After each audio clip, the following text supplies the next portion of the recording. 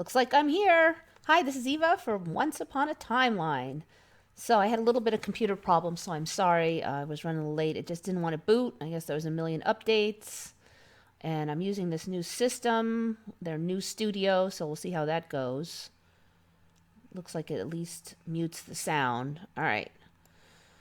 See who's in. Kyokukmani, Janice Windsor, Kai Lucas Zachary, Miss Imaginary, David Kent, Michael Fontaine, Dark Wolf's Den, of course. I'm reading them a little slow because I'm actually reading what you said. Shari D, Moonlit Illusion. I think the level of deception is serious. Two things are major, missing the point for me. Yeah, there's there's a lot of ways to take that. What's going on with the sea? I'm not going to use the actual word because YouTube monitors everything. Sandman, good morning. I'm going to use one of your Emmys on this show later. So I'm going to do is just talk about kind of world events at first.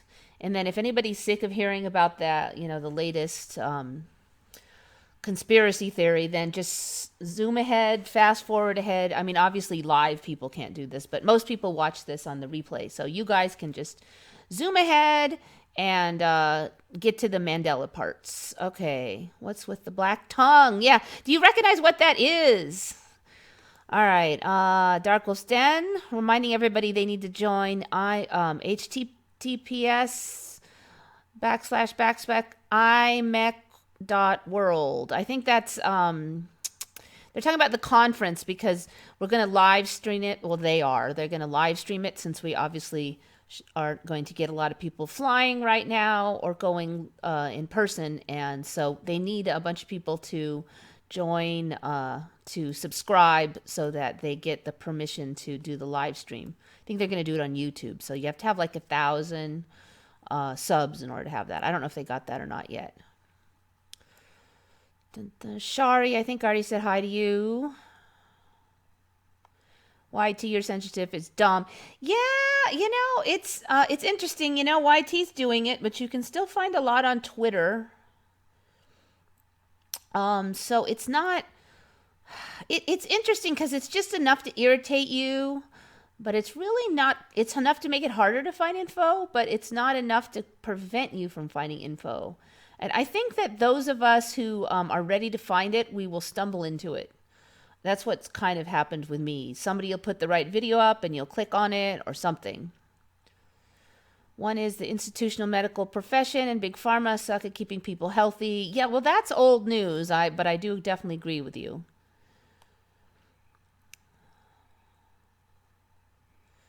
All right, so now I'm back to where I chimed in.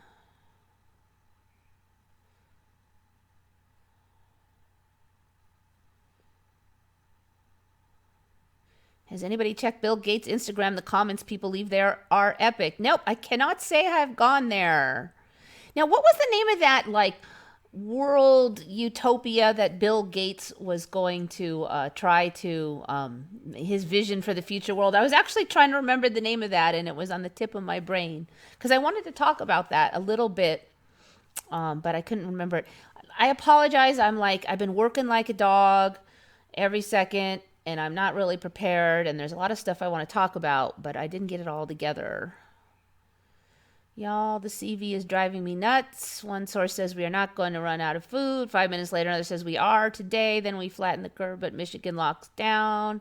Yeah, Michigan's not too happy, and that's another interesting. They had a lot of protests today, I guess. That's another thing that I find really interesting because one thing I'm really, really seeing in the last few years is just incredible division between different groups.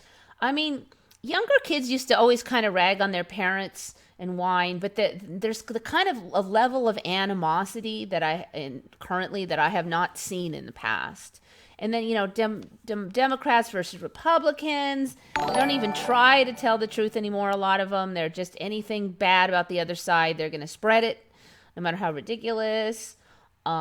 And then you got a lot more racial tension than I remember growing up. I know that the timeline says it was worse before, but I don't ever remember this constant fighting that now exists. And there's just so many things like that. And I'm just wondering, another one I was thinking about was this is an interesting story because when this whole concept of anti-vaxxers, like people who are anti-vaccine, came out, and I read all their stuff, and I'm like, well, it's interesting, but it wasn't 100% smoking gun. But for the last year, if you look at social media, there's just been this kind of concentrated effort to paint them as like the evil undead. It's like the sacred cow. You can't question vaccines. If you do, you'll immediately be told that you're selfish and all kinds of other expletives. But what's weird for me is in the last month or so, all this actual good evidence against vaccines has been showing up. I talked about viral interference. There's another one I'll talk about later today. So basically, first, the anti-vaxxers are raked over the coals, and then they're given evidence to support their case. So it's just like a classic way to cause division, which I find it rather interesting. The flat earthers were kind of similar. I mean, I don't even remember there being flat earthers. It was just kind of a joke, but basically they were made fun of, the whole concept. And then they show up, and now there's actually some interesting evidence. Well, I don't know if I would say it's evidence that the earth is flat, but I would say that that's evidence that something is not right with how they describe reality. They think that it's evidence that the earth is flat. I just think it's evidence that something's rotten in Denmark, basically. Mainstream media can't be trusted. Yeah, for a long time, I mean, yeah, media has biases, and there were certain media outlets that we knew were heavily biased. But this is the first time that I have seen this level of obvious subterfuge. Like, it's completely opposite of what's actually going on, as best I can tell. People are just saying they are fed up with him and his vaccine. I know, Bill Gates, huh? I know a lot of people are starting to wake up, which is one thing that's interesting. They're starting to realize, because the evidence is getting more obvious. I mean, first it's you're an idiot if you wear a mask for a whole month, and then all of a sudden wear a mask or you're selfish. Well, people are starting to go, wait a minute. Now, not all of them, and I wouldn't even say half. Definitely not half. But people are starting to get a little irritated basically, if they tell you that this is how it is, and everybody kind of memorizes the party line, and then they think they're really smart because they can, just like in school, they tell you something and then you repeat it. So that's what they do. This is how it is. And then for a month they're saying that, and all of a sudden now they're wrong because the story is completely switched, all on 1984, basically. I think some people are getting kind of upset, like now I look like an idiot. For a month I said this, and now I was wrong for a month, but I was just following what they said. So I think that might be opening some tiny corners of some minds, at least. It's all orchestrated to cause fear and distraction, at least news-wise. I'm not really a fan of Trump, but he made people sit through his presser, proving they lied by showing them clips. I don't know. I don't really watch that stuff, so I can't really comment on that because I don't know what you're talking about. There's no reason to destroy the whole economy when only coastal regions are hotspots. Yeah, I just not convinced that we really know how the economy is going to go. It just seems like this thing is like a fear porn hydra. There's there's all these different fear porns wrapped into one. We've got, the sea itself, so people are afraid they'll catch it. And they're afraid maybe their elderly parents will get sick. Then they're afraid the economy will collapse. I'm sure that certain people are afraid that they can't pay the rent. And now I think we're also going to get, you kind of saw how it's been. It's been like first a couple weeks. They made it sound like it was just going to be 2-3 weeks that would be under lock and key. And then a few more weeks. And then a few more weeks. And now it's like in a few weeks from now, then we'll have an idea where we're at. Because first it was once you kind of flatten the curve. Okay, but now it's after the curve is more flat in a few weeks, then we'll have an idea. So it's like it just, dragging it out. And then they're making the the restrictions a little more, a little more. It hasn't been so bad in California, but I know, like, I think it was Vermont and Michigan. I know Vermont had a bunch of stupid stuff, blocking off aisles in Walmart because you couldn't go and buy gardening stuff, you couldn't go buy seeds, you couldn't pick up a book while you were in there. So now everybody's squished into tighter areas of the store, and they're probably going to spread more virus. But anyways, the whole thing is just stupid. So Michigan got mad, some of them, and there's been a big protest. But I can kind of see how it's going because lately what we've been hearing in the news is they've been pushing that if we lift the lock and key too soon, then we'll have to do it again. And so that's the new fear porn they're using. It's like, well, we can't lift it yet because if we do, then we'll have to do it again later. So like people I know are like, oh no, we can't lift it now because then we'll have to do it again. So then you can see how angry they are. Like they're angry at these people who want to lift it because in their mind, what the media has taught them is that if you lift it now, then we'll have to do it again. And those people are idiots. Okay, but then of course the people who think it's all fake think that those other people that are all scared are idiots. So now we have this giant division again, and the division is going to be based on fear now, not just like prejudice and attitude and snippiness like a lot of the other divisions, but it's going to be based on fear. And the level of anger that you can get out of fear, I think, is a lot higher than than the most of the divisions we've seen before. So I think we're going to see. You see those Michigan protests. I think that that's going to be. I know a lot of people who think it's fake are like, yay, Michigan's protesting. But I don't think it's going to be that simple. I think we have to be really careful that we try to take the middle road so that we don't drive some people further in the direction that they want this. They want to stay locked down. That we're going to kill them by our lack of caution, that kind of thing. So I think we have to be.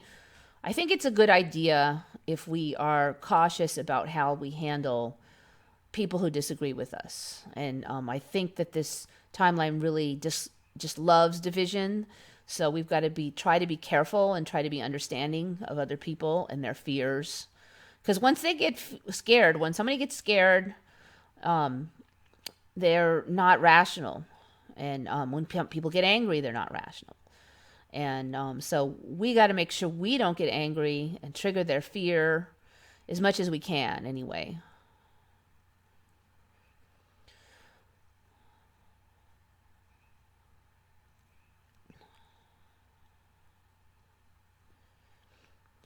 So yeah, I mean, I understand what you're saying. I totally feel like people are sheeple, but I try not to say it too much and get that whole attitude. They were taught something their whole life. And some people are just not natural rebels. I mean, everybody can't be a rebel. Society wouldn't work too well if everybody was like me, because everybody would be off doing their own thing and not working as a group.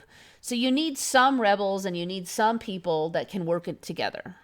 I mean, I can work okay in a group, but I'm really not that great at it. I'm more like, never mind, I'll just do it myself kind of person. Well, I don't think that society could even function if everybody was like I am. So I try to be understanding. There's benefits and disadvantages to people being more pack-like. They get more done, they work together as a group, but then they're more susceptible to this follow the leader without thought thing. But I think they're going to get pushed, and maybe we can be there to kind of gently lead them. Try not to overwhelm them with too much all at once. Try not to get mad. Try to think of them as a person instead of a sheeple. Try to remember their good points. Anyway, that's kind of a message I wanted to say. Okay. I wonder how long they're going to keep the shell game going. Yeah, there's a whole bunch of interesting things that could come out of this because, nurses are starting to talk. People are starting to talk. Hey, look, I think maybe 1 out of 3, 1 out of 4 people. It's hard for me to say for sure. I just don't know enough people. And I do live in a conservative area, so they tend to be a little bit more like saber rattling, I think. but there's a fair number of people, maybe 30%, that are starting to really say, wait a minute, this is bull. And a lot of them don't know all the details, but when you start telling them some of the stuff, they're listening. Another 1/3 is like, they'll at least think about what you said, but then they jump back. Society's rejects. $2. Thank you. No more Saturdays. What about the Christmas presents from North Korea? Surprised with something. Cognitive dissonance is strong, but you see people questioning. Yeah. I mean, it's a lot. A lot of us went through this. I know I went through this very slowly, these steps where I found, one thing wasn't right, and then it was kind of a shock, and then it opened up my mind, and I started questioning other things. But it was years, so the people who have held back, they got a lot of ways to go in a really short period. I'm convinced I got the C last week. I survived, didn't have contact with anybody. No idea how I could get it. Yeah, see, now you got this new thing. I swear it's come out of nowhere. This, that the germ theory is not real, and that the C is actually just your cells releasing toxins or something. That just came out of the blue, but it has spread like wildfire. So many people have clutched onto that. And it just kind of freaks me out how quickly stuff spreads now, that people just accept it. I'm not saying I accept it or don't accept it, because I really don't know what's going on in this reality. I mean, maybe that is going to be the storyline down the line. I'd like to know how we could have been in timelines that have completely avoided the C. I also believe that has been present for years in the past. Yeah, I don't know. I think that there's a variety of truths, that storylines that can go for here. I think we might be at a spot where there's multiple routes. I mean, kind of like, you're in a movie and everything gets insane. And I think that we will see more crazy before we get out the other end. So, just try to remember it's like a movie, okay?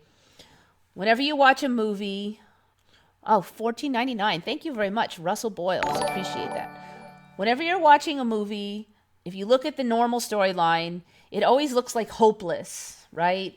And that's kind of what media has always been doing for a long time, that global warming is going to get you, the ozone layer is going to get you, we're going to run out of water. Lately, it's been the post office is going to collapse, the food chain is going to collapse, the economy is going to collapse. There's an illness that's going to get you. And then if you don't have those fear porns, and then you go, no, that's all baloney, now you're faced with this other wall of fear porns, that there's going to be martial law, deep state takeover, you're going to become pushed into FEMA camps, all this other horrible stuff. It's your only choices right now is like a pile of fear porn from the media, or a pile of fear porn from the conspiracy theorists. So I just caution people. I just don't think that the reality is going to be that extreme. We've already seen the media fear porn doesn't come to pass. So just caution yourself about immediately jumping camps into the fear porn pile that everybody else not everybody, but a lot of the conspiracy theorist people are just going worst case scenario. I probably would have been there if it wasn't for the Mandela effect, because now I'm like, no, there's some third thing that's behind all this. I don't think it's just a matter of conventional ideas anymore. I don't think it's just a matter of media lying and deep state takeover. I think there's something more going on. One of the reasons I was asking about that, Bill Gates, he has this vision of the future that he thinks we should push for. And it was like people mostly living in cities with vast swaths of open space and a lower population. And I forgot all of them. Now, what's interesting about his thing is that everybody that thinks, well, not everybody, but a lot of people see that and are terrified because they assume that these things will be forced on us, and that will be like slaves in the city, and a bunch of people will be killed, and that's how we'll have lower population numbers. But when I look at it, a lot of this stuff is stuff that the Mandela is kind of already doing. I mean, we've seen the population drop. A lot of people remember 10,000, 10 million, 10 billion people, and now we're at just like seven something. I've seen like the United States is kind of squishing down. It just seems like a lot of the empty space is being squished out of the cities, and then there's bigger tracts in the middle. We've seen Africa get really big, a whole bunch of weird stuff over by Papua New Guinea and stuff. So I'm kind of thinking that the Mandela might be kind of doing that already. So that concept could even, there's like different ways it could happen. It doesn't mean that necessarily that everybody has to get killed exactly. All right, so I'm just going to read some of your stuff. Edinburgh, Scotland is full of sheep. Actually, it's kind of funny because when you think about it, people do think of like sheep. Sheep over there, but I mean like four-legged kinds, not you don't really think of two-legged kinds. But so when you first read that, I'm like, well, yeah, everybody knows they farm sheep. Oh yeah, no, we're talking about humans here.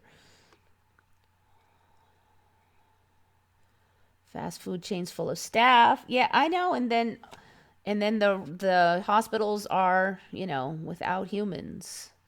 So, I mean, hardly. I've actually talked to a couple of nurses, too. Everywhere they say the same, just hardly anybody coming in. Just not all of them were in big cities, but still. I mean, the little cities are even slower. Like, one person is kind of a smaller city in California said that there's only 2 people a day coming into the hospital, like 2 actual patients a day is the average. I mean, that's like ridiculous. She works for Kaiser, so she's got kind of I guess they have a thing where they don't, you have a guaranteed contract, so she's not in risk of furloughing.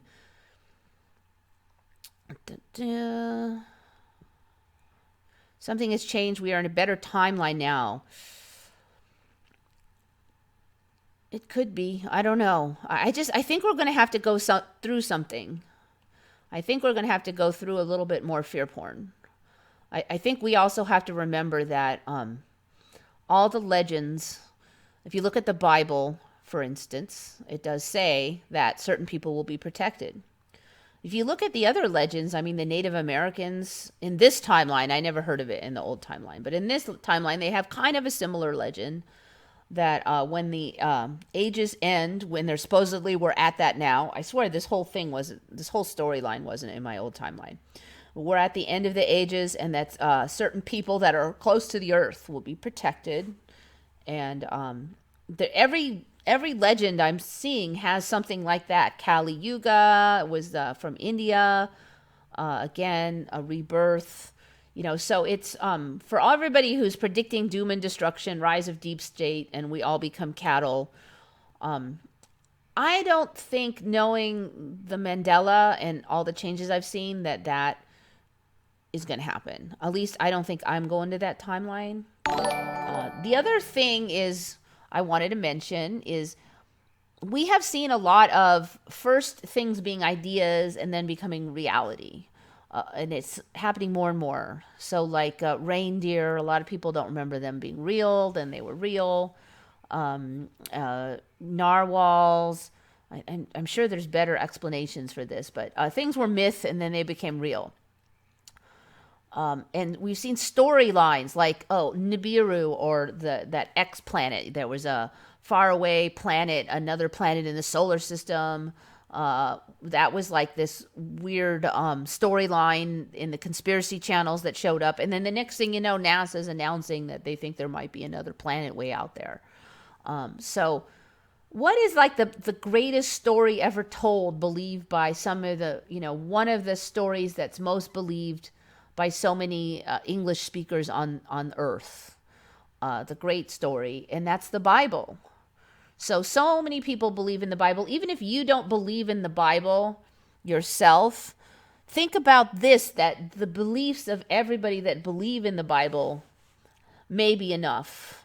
Just that. I mean, there's a couple other holy texts, and I'm not super familiar with those, but if a whole bunch of people believe the Bible's going to come true, I mean, isn't it more likely to come true than, like, say, some stupid cartoon or some Santa Claus story? So for that reason, also, I think we do need to kind of watch and see. And it's, conveniently vague. So it's just giving you kind of an overview of what might happen. Mark of the beast and all that. I think we'll go through that, but I think we'll also find ways around it for ourselves. So when everything looks really bad, I think people just remember there's a way through and look for it. Look for the route for yourself. Try not to be angry and fearful if you can. I mean, that doesn't mean don't keep your eyes open. Certainly don't ignore things, but try not to get sucked into the drama is what I mean. And it says that in the Bible too, not to fear, to have faith, those kind of things. So it's not like I'm just saying it totally randomly. It does give similar advice in the Bible. So yeah, it's kind of a weird thought. Can something be true just because everybody thinks it's true? Then that makes it true, right? I mean, kind of seems like reality works like that. I'm not saying we're in paradise now, but the fear is not there anymore and people are awake. I think people have, they predicted one of the things I was trying to find earlier was somewhere I saw a chart where it was the original predictions of where the virus would go. And then like they lowered the predictions when it obvious that the highest predictions weren't going to happen. Now, all these predictions were based on the assumption of social distancing and some kind of lock and key. And yet it soon became clear that the worst prediction wouldn't happen, and then they revised it. And then somebody had worked out like the actual prediction, like the actual reality was like way down here. So they lock and keyed us for this prediction and then for this prediction, but the real reality is that we've only had like, a tenth of the original prediction ones. But of course, if you watch the news, it's all kinds of stupid stuff like I just heard one and it's like the sea has the number of infected has reached an all-time high. And they're talking about cumulative infections. So of course it reached an all-time high because cumulative infections never drop. So it's kind of like the stupidest statement in the world, but the way they said it, like it's a big deal, I mean, if we only ever get one more case of the sea, it'll still be an all-time high because it'll be one more case above the previous. So just stuff like that, it's just like,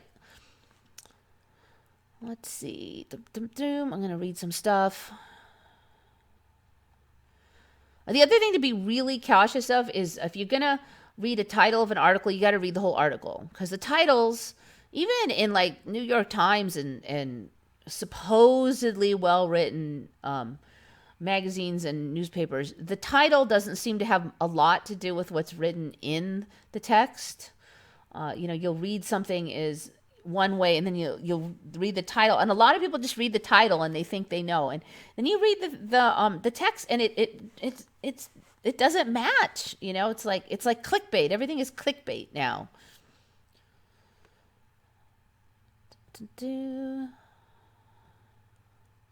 Yet the Bible has skewed many people's perceptions of reality. I don't know if you can blame it on the Bible or just we did it ourselves. I mean, there's a choice in how to interpret things. Wow, $30. Thanks for the fear porn advice. I have been bouncing from media to conspiracy and back all week to a point on uncontrolled anxiety. Your advice for me was very helpful. Allow me to buy you dinner. Thank you so much. I really appreciate that. I'm just starting to figure it out myself. I'm like, wait a minute. Once I figured out that the sea probably is at least overblown, I don't know, maybe there's a virus, maybe there isn't, maybe it's more flu-like, maybe it's kind of bad, extra bad for some people. I'm not sure, but it definitely seems to be very overblown. So at first I'm like, oh, thank goodness, we're probably not going to have like all the deaths they said. But then the minute you get out of that, and you start watching people who agree with you, they're all like, the world is going to end. And I just realized, I'm like, wait a minute, maybe they're not right either. The worst case scenario rarely actually happens. I've never actually experienced the worst case scenario in any large thing. Like my worst fears have never come to pass. I can't think of any large event where my worst fears came to pass. California has the highest rate of new cases, but a low death rate. The distancing doesn't explain that. I think we're going to see, I think part of what's going on is people are going to get slapped in the face with conflicting data so hard that some of them are going to wake up. Like the CDC giant flip-flop on the masks makes no sense for any of the fear porn storylines. It just doesn't make any sense. If they were afraid we'd buy up all the masks, but yet they were shipping them all out of country anyways, and they could have just bought them for the hospitals if we need them. So there was no reason to lie to us about that. And then when you totally do a flip-flop a month later, after everybody around here had memorized the party line and were going around chirping how, haha, that guy's an idiot for wearing a mask, it's useless. And they were repeating it like they were so smart and they knew the answer. Right around then, suddenly the CDC does that giant flip-flop, like ridiculously, obviously different. I think we're going to see more of that. I think we're going to see more and more this empty hospitals versus what's on TV. And then they left mannequins up. They put mannequins. I don't think it's an accident that mannequins were in some of the footage. I think that was there for us to see it and show it to people. And I've seen a little bit of cracks opening in people's minds about that. People are, I think that part of this is slapping people silly until they see. And for some people, that's what it takes. So this kind of thing where it doesn't make sense and there's a different story every day and the CDC says something different every day. Some of the states have cracked down so hard, it's just stupid. How much of that has to happen before people wake up? I think it's going to force some people to wake up. So there's that. There's only 4, and the one was mine. Leave chat for 2.5 seconds and give love if you do love. Okay, I'm confused.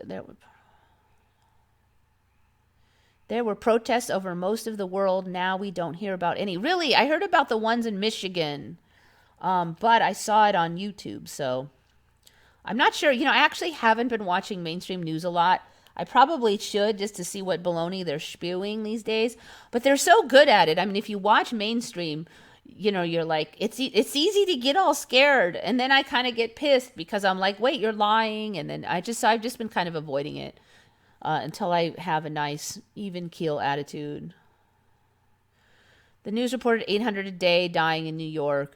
Yeah, I just don't know where the numbers are coming from. I'm very suspicious about that.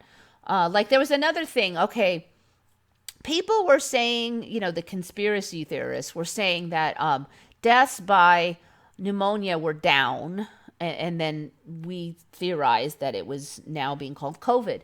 So then I went to Snopes, and of course they say no, that's false.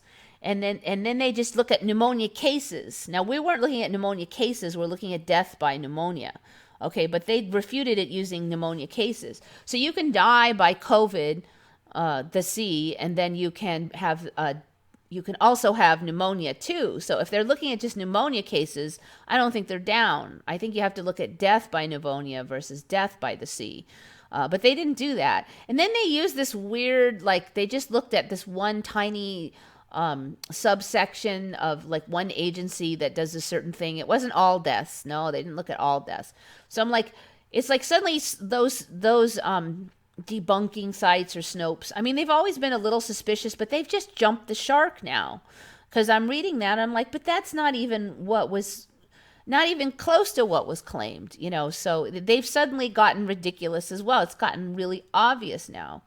So, and again, I think that it's another thing that it's going to just get stupider and stupider until people, at least some people, will wake up. And I think that's what part of this storyline is that how dumb does it have to get before people wake up? We were kind of the earlier wakers, but there's still traps for us. As somebody said, it's so easy to get sucked into the fear. It's fear after fear since Y2K. Yeah. Well, we kind of learned our lesson. We started getting more blasé about some of this stuff. especially as older people, because we've seen it. I think the younger kids, part of their problem is they just haven't seen how this baloney fails to come to pass. And they're totally in it. They totally think it's coming, so they're scared. And, they're being a lot more fear porn, and a lot more intense fear porn is inflicted on them than we had to deal with. So they're going through a lot. That's a scary thought. We're creating our reality. I try not to think about it. It can be, yes, it can be scary. But I think you can only contribute a little bit, to the overall world. And mostly what you control is your nearby world. But yeah, that means every dumb thing that ever happened to you, you have to take responsibility for it. And, people don't like that idea. They want someone to blame. And that's a big popular system right now in the current reality is to find someone to blame. We've got this giant division now that a lot of the Republicans are blaming, like Fauci and the Democrats, for all this baloney, and they're skeptical of the C, but somehow they're not blaming Trump, like he's just an innocent victim too. I don't know. And then you got the Democrats blaming Trump that he didn't do the lock and key fast enough, and he's not buying enough medical supplies. And so again, you have that fight. And now that fight is like fearful fighting. Like, you're going to kill the economy. You're going to kill the populace. So why is YouTube blocking people about talking CV? Well, see, the problem is that anything they decide is disinformation is dangerous, and then they're blocking it. And they have a bots that just come and look for keywords and just block. And then if you try to ask for manual review, they have this thing where, like, oh, due to the C, we don't have many manual reviewers right now, so we can't review everybody's. Which is stupid, because if you think about it, manual reviewing of videos is like the one thing that people could totally do from home. I can't imagine that any of their regular workers would not be sitting at home doing their job. So the idea that somehow C would prevent, manual reviews is ridiculous. It's ludicrous. I think they're just using it as an excuse that now we don't even have to review your stuff because, oh, look, we're out of people. Very convenient. And this just months after they announced that occasionally they might remove things that are even within the guidelines. Very suspicious timing. I mean, if I didn't know about the Mandela, it would freak me out even more. But they want to harvest fear. We are being mass manipulated. Yeah, I think so. But I think it's like a twofer. There's mass fear, but there's also great potential in learning. When you're scared and you're forced to see things you don't want to see. I'm experiencing the same day twice. It was Thursday the 16th yesterday, and a few hours ago, then I shifted 24 hours. Now it's Thursday. I wish I could get another day, because I really need one. Of course, if all my work from that day disappeared, I guess I would not be very happy about it, but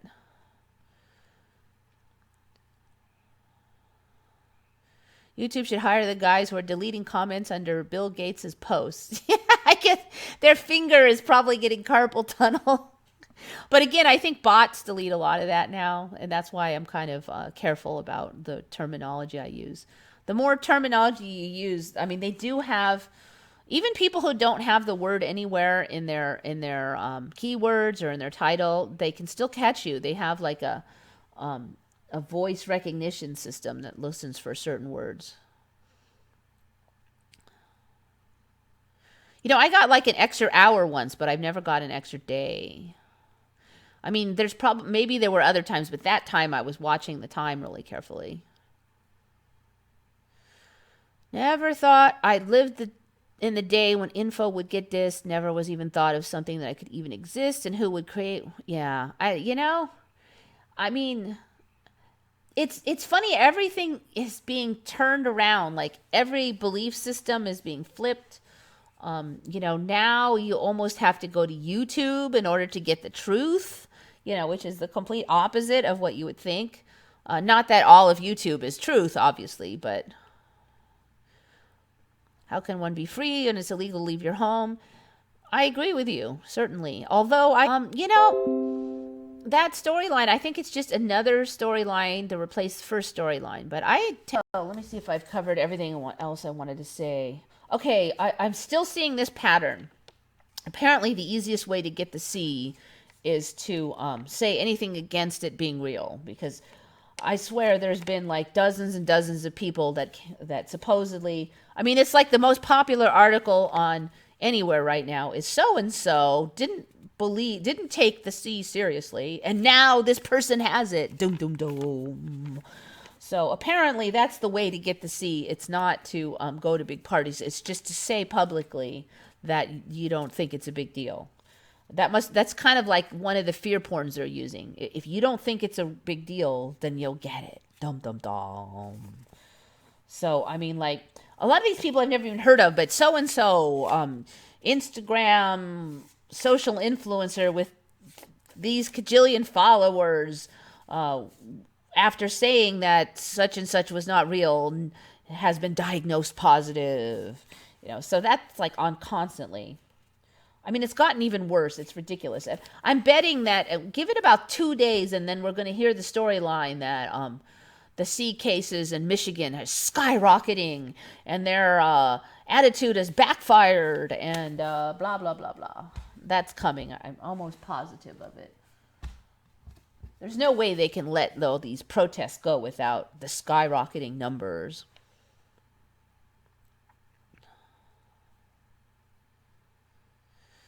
Swine flu, Legionnaire disease, Ebola, mad cow. I don't get immunized. I don't get flu for years.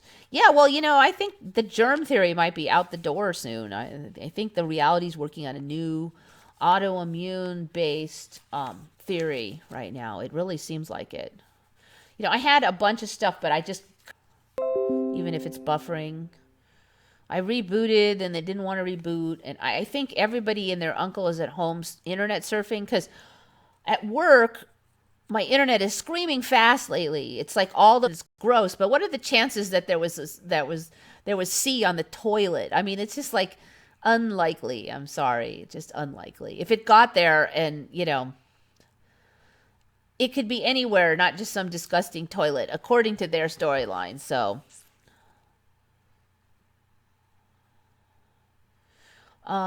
Eva, I want to send you another donation, but YouTube takes half. If you go to my channel at the top, let me see if I can find it.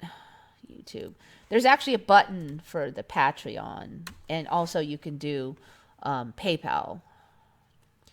I warn you, I rarely ever check those, so you have my eternal gratitude, but I may not, like once a millennia, I go and check all those. It's, okay, so here's me. My channel. Doink. You can see I spend a lot of time looking at dog videos. Okay, so here's my channel, and up here there is a PayPal option, and then there is a Patreon option. So if you click on those, okay, those are 2 PayPal options, and then there's the Patreon one there. So that's how you get at those. All right. Doink, doink.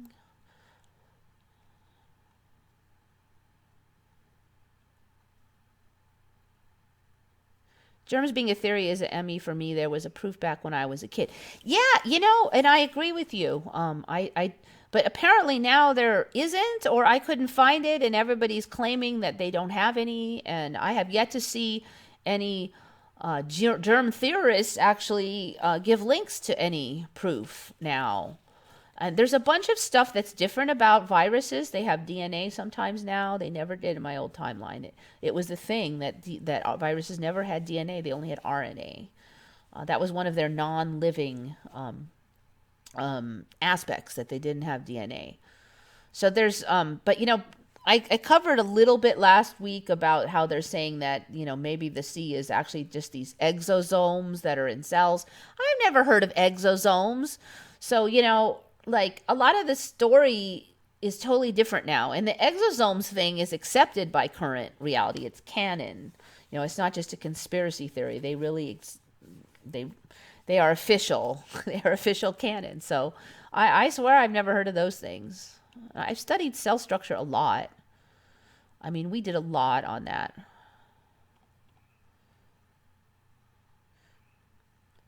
Okay, so yeah. Okay, another thing, this is pretty well covered in a lot of the conspiracy theorists, but I was wondering, one of the reasons why the numbers might be so high.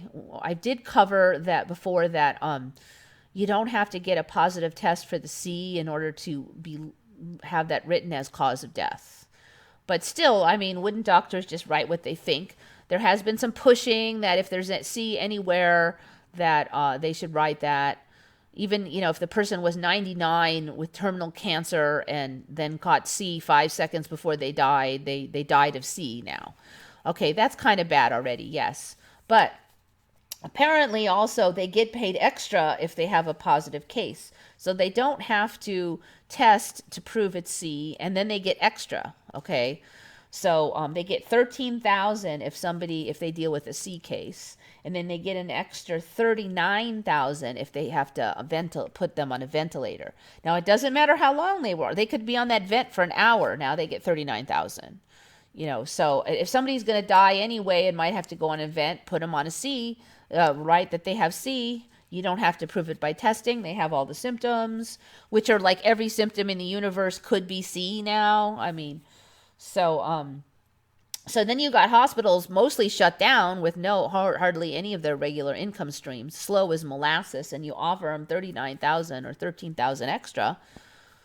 Of course, they're going to be like, they're hemorrhaging money, they're furloughing nurses, so they're going to say, oh, you know what, that guy probably has C. Now we get another $13,000 for doing nothing different than they would have done anyway.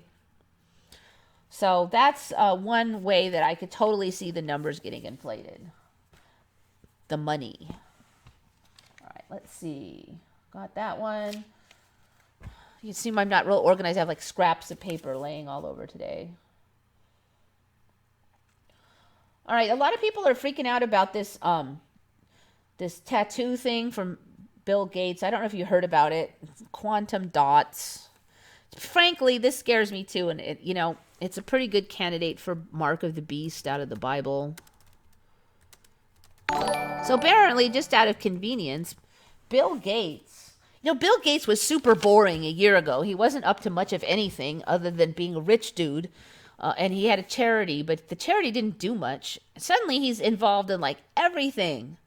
Like out of the blue, he was like the most boring dude in the universe, and now he's got all this weird, creepy stuff. All right, so one thing he's got all lined up here is this quantum dot tattoo. And I mean, if this doesn't sound like Mark of the Beast, I don't know what. I'm expecting there to be a Mark of the Beast, because I think that that's the storyline that is so strong that we will go through that storyline. It is written, basically. It is so believed. I think it's going to happen. But again, there's going to be people who get around it. And I think there's going to be, watch for the ways around it. I think that you'll find it if you have faith that they're there for you, that you will find it. I mean, I've seen that so many times in my life that it's very easy to get fearful and think I'm doomed. But once I just settle down and look for the way around a problem, and stop like living in fear.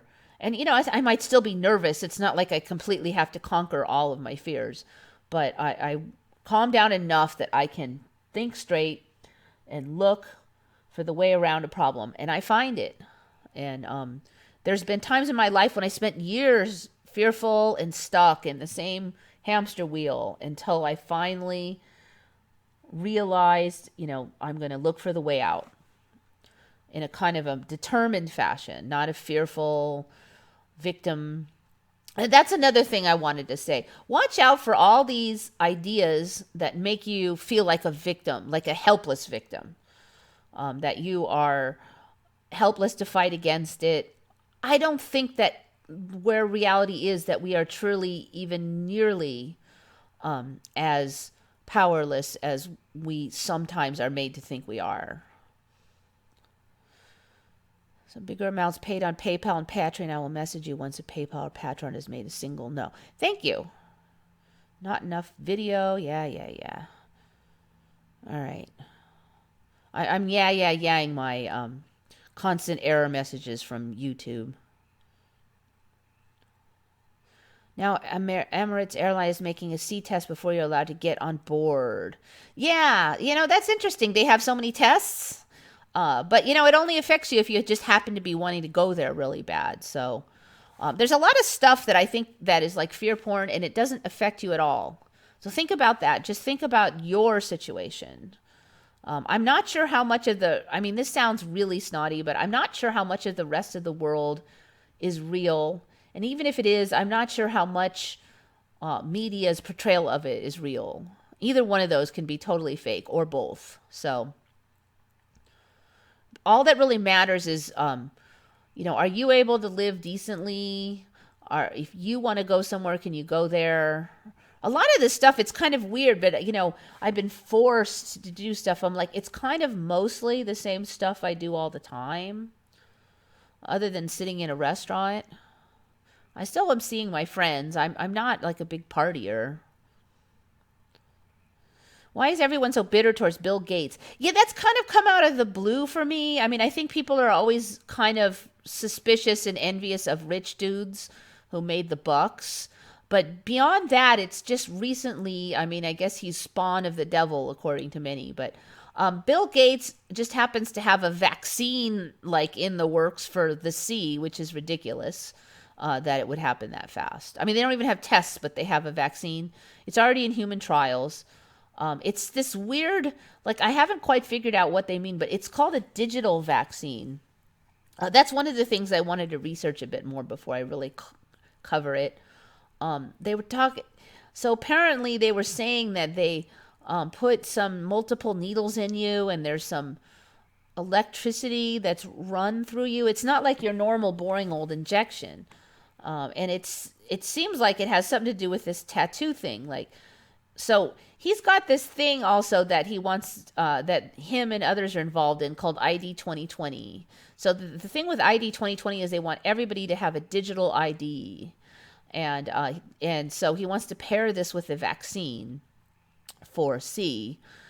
So this describes how the digital tattoo works. These needles go in and they lay these quantum dots.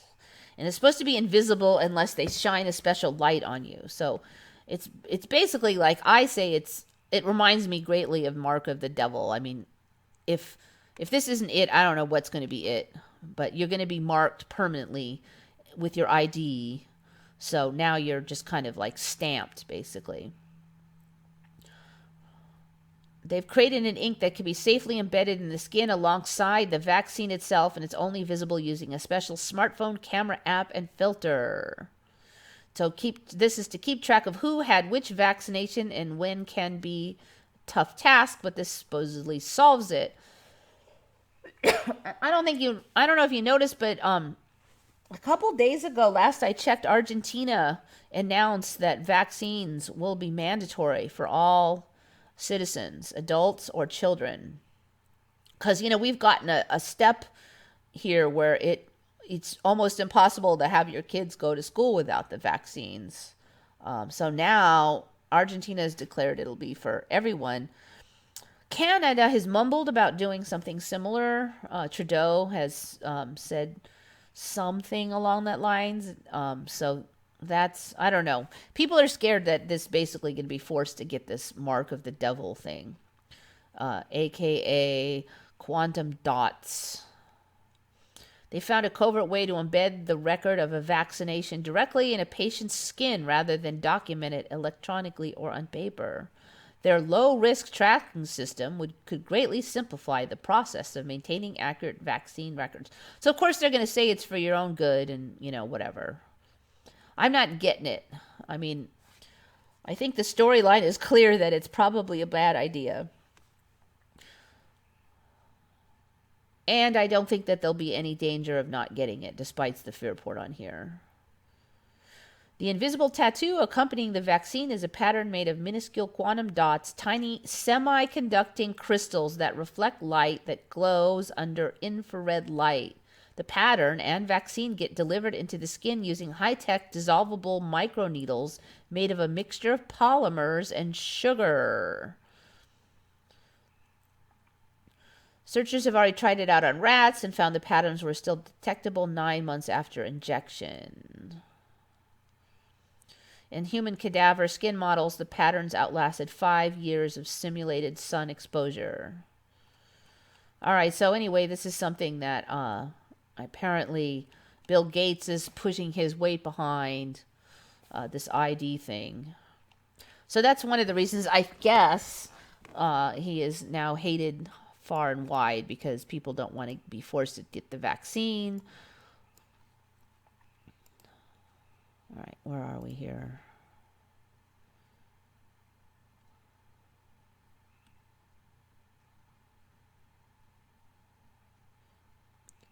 I really kind of think he's just basically another archetype, or somebody's got to be the bad guy or the evil overlord. That's his job now. Mandatory vaccination with mercury and time-delayed deadly virus infection to kill off 90% of the population. I strongly doubt that there's that's actually going to happen. There's a lot of ways to kill us off. You wouldn't have to like grab our arms and poke things into us. It would be very easy to just release some gas or whatever. I mean, it would be way too much work to go through. I just can't possibly imagine. I mean, they could just release something that they have the antidote for themselves, and then none of the rest of us have, and push, all them people are gone. Just give it the antidote to everybody they like. There's just too many easier ways they wanted everybody to. And again, I don't think that there's two ways to think about what's happening. There's the conventional thinking route where we accept everything we've been taught by the Matrix about cause and effect, and that we're like these just we survive by luck and random chance, and everybody has this power over us. That's like the conventional thinking that we're raised with. But then if you look at the Mandela effect and, law of attraction and those things, if you look at the Mandela effect, then you know that there's something beyond that. And that's where you can realize that you do have power. I think you do. I think that we do have power. And that's why there's so much effort to convince our minds of things, so much effort to bend our minds. I just don't think that they would put so much effort into convincing us if we were truly so weak. When something's powerful, the only way to force on that person is to convince them to do it themselves. And I think that's why there's so much effort being spent on convincing us, because we are powerful. And so they have to fool us, because I don't think they can defeat us directly with our minds sharp and our eyes open, watching, confident. Like when you watch a movie, how is the hero always portrayed? Almost always, even if they're scared for a short while, they will suck it up, get it together, concentrate, and find the way out. And I think that's the route that we have to take. That's the route that wins. And I think that what they're trying to do is take away that mindset, make you feel like you're weak, make you feel like you're powerless, scare you into doing things that they can't actually. I don't think the reality can actually force us the way we think it can. I think it can only do it by convincing us. If we make our own reality, then there's this weird feedback loop thing, what would it's all timey-wimey. It's confusing. Whatever happened to fun, happy, modern civilization and progressive culture and heroes? I mean, there's no... One thing interesting about TV, like I've been seeing lately, is this new normal. I keep seeing, like, I'm looking at the TV, like I'm seeing it. All these commercials are like, this is the new normal. Why did they assume that? I mean, why wouldn't they assume that the virus will, herd immunity will be accomplished and we'll go back to our old way? I mean, there shouldn't be any greater danger of a new virus now than there was for the last 100 years. Why is there going to be a new normal? So it's just kind of a weird thing. It's like we're already being programmed to think there's going to be a new normal. But what will the new normal be? That's what's open, and that's what we've got to work on, is that it be something that we like. I miss the 70s at the basic level. Yeah, My life sucked in the 70s, so I don't miss it. It's the as above, so below mirror gaslighting, witchcraft, deceptive, sadistic, psychopath, narcissistic abuse that gets the off. Yeah, well, you know, you get what you concentrate on is the basic law of attraction. So if you concentrate on all that sadistic, psychopathic, blah, blah, blah. I watch a lot of the conspiracy channels, and the one thing that I really don't like is that their people are just, ranting and, oh, that guy's just disgusting. I don't even know if that guy's real, but even if he is, you freaking out and being upset and angry and hating people you don't even know. We don't know anything about them. We don't know the real story. It can't be good to be sucked into that negativity all day. So I'm just saying, watch the negativity. It shouldn't be that fun, and it just seems like some people are so attracted to that. It's the dark side. It's anger, hate, fear, judgment. Those are not the emotions that we want to be experience on a regular basis. That is not the side. Think about what you want that are good things. Fear and anger, lots of anger. I really, fear is the mind killer, but I think anger is too. Stay positive, I mean, that's not to say that people are never going to be scared, but I think also there's a lot of power when you transmute fear. When you experience fear and then you overcome it, I think that's just as powerful as if you didn't if you didn't have the fear. I don't think it's realistic that people are never going to experience fear, but what do? Do you sink down into it and just get carried off, or do you work on it and you get it together? So I think there's a lot of power in overcoming fear.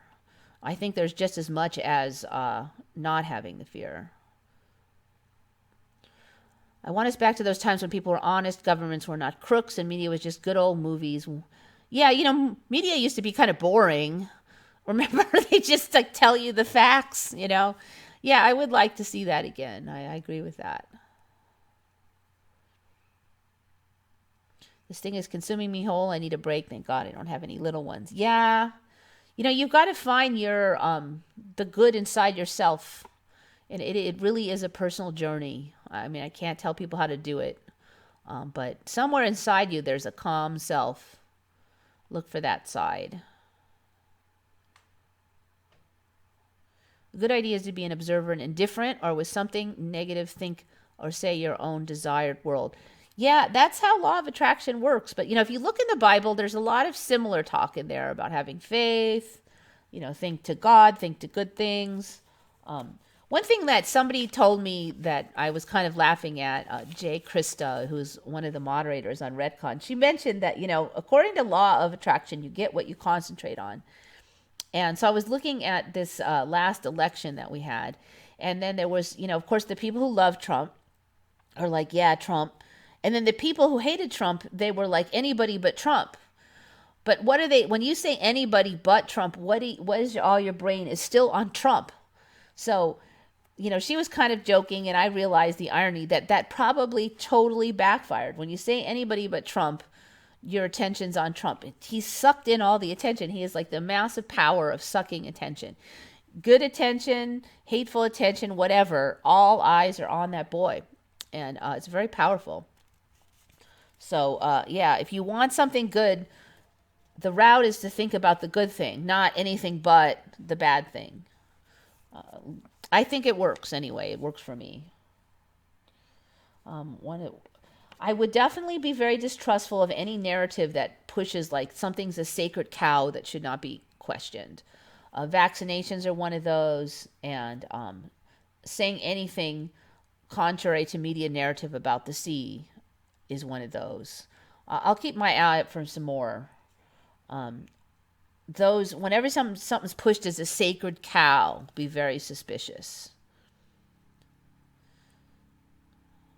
Each must begin from the you at heart and manifest reality from there, and all the journey from here to there.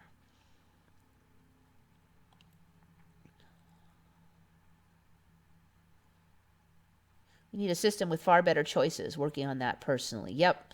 But in order to do that, I think a lot of the yuck we're seeing in this reality is basically our own, it's manifested out of our own bad side, our dark side. Like I hear people talk all the time about the politics are crooked, but these same people who are complaining about the politicians do also do some of that to, usually to a lesser extent, but they do it in their own life, like playing favorites and giving special favors to their friends that they probably shouldn't. Like you work somewhere and you give them stuff for free when you're not supposed to. These same people are then complaining about the politicians, but on some level they do it themselves, and I think that what we see out there in many ways is a reflection of our own dark side. So if we want to get rid of all that, this is the Buddhist kind of concept. You got to look inside and clean up your own crap, because you really can't do anything about those people way out there, all those famous people, sitting there hating them and judging them and deciding whether you think they're any good or what crap they've been up to.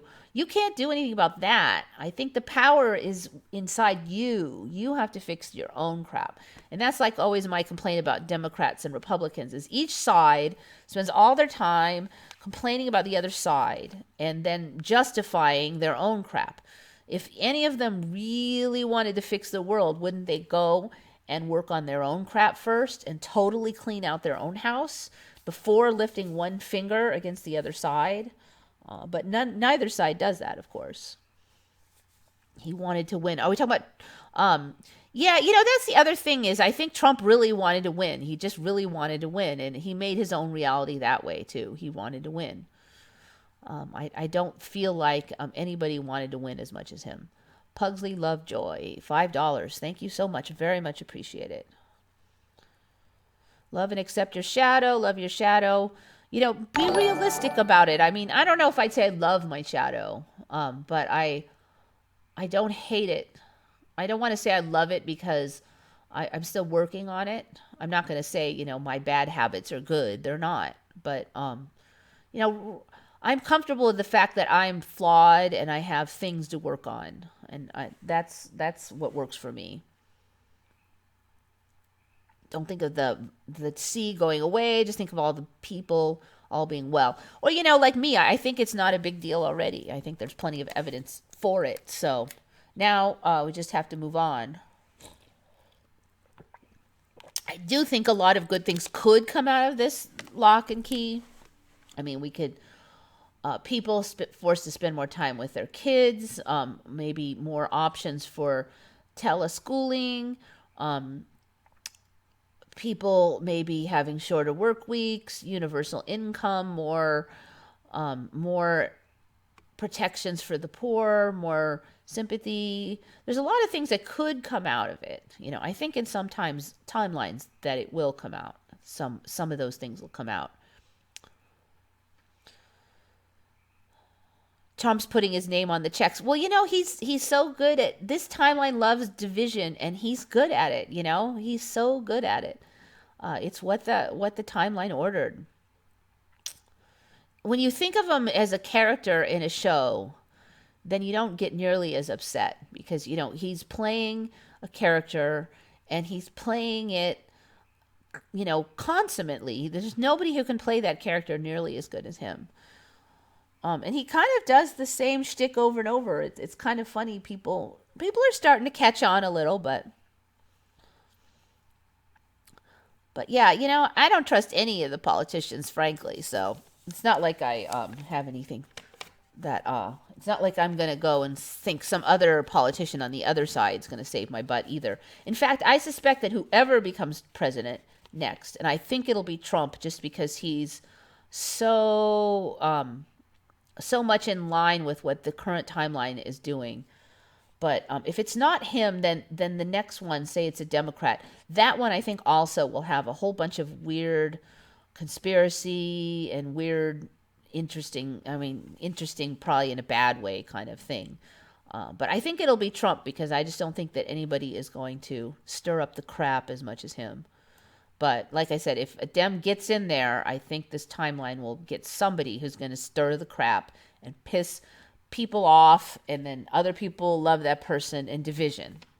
I mean, that's what we're seeing. All right. Dum, dum, dum. Okay, another thing I was totally trying to look for and I couldn't find it.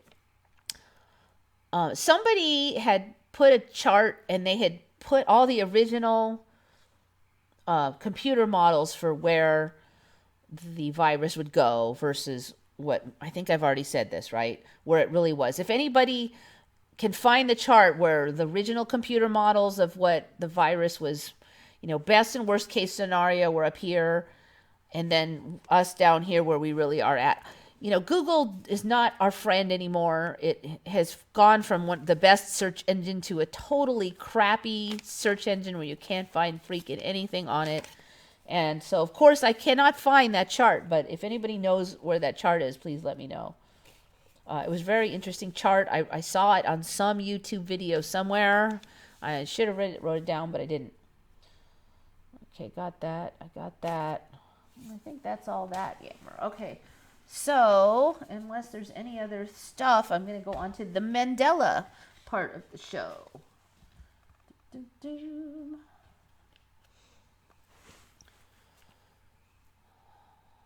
All right, we've already covered the quantum dots. Wow, this thing is just so weird sounding, too. Quantum dots.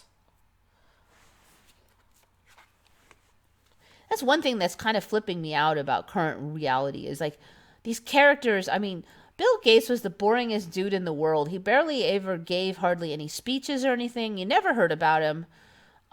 He just pretty much minded his own beeswax. Suddenly now he's like everywhere giving all these speeches and he's got these creepy sounding things lined up. And suddenly he's like the dude. And I'm just like, wait, what? When were you just that boring guy? All right, let's see. Doink. All right, I should probably start with those cows because now who came up with the cow one? Cows. This one was from a commenter on the channel named Alien Avatars.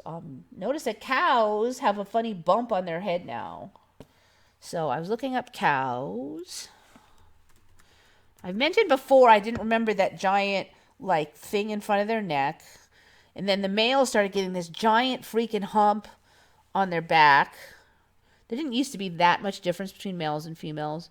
And then a lot of people, well, not a lot, but a fair number of people do remember the udders being more like in the middle around the stomach instead of back between the legs. It looks so uncomfortable like that. I mean, like, how do you walk with this giant thing between your legs? It just seems so uncomfortable.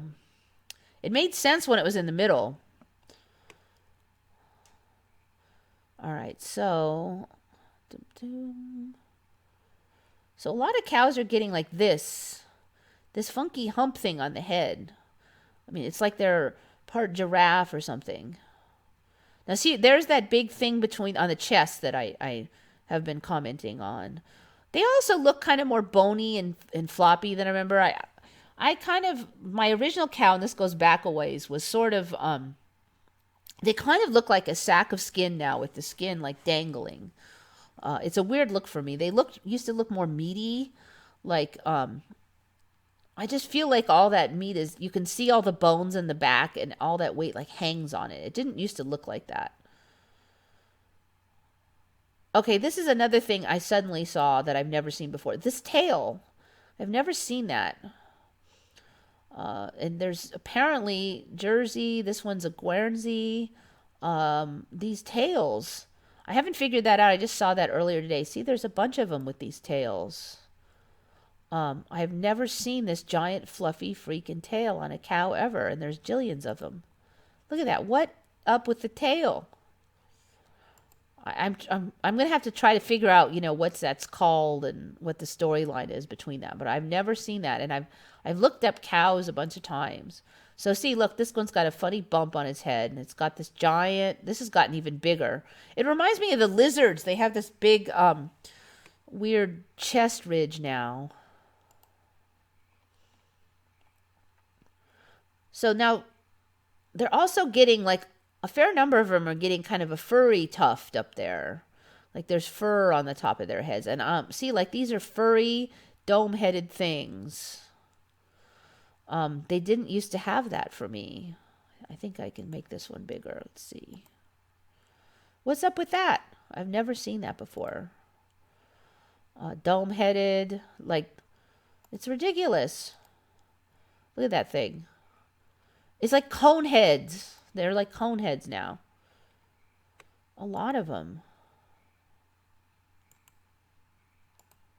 Nope. It's funny how sometimes I can see the big one and sometimes I can't. So yeah,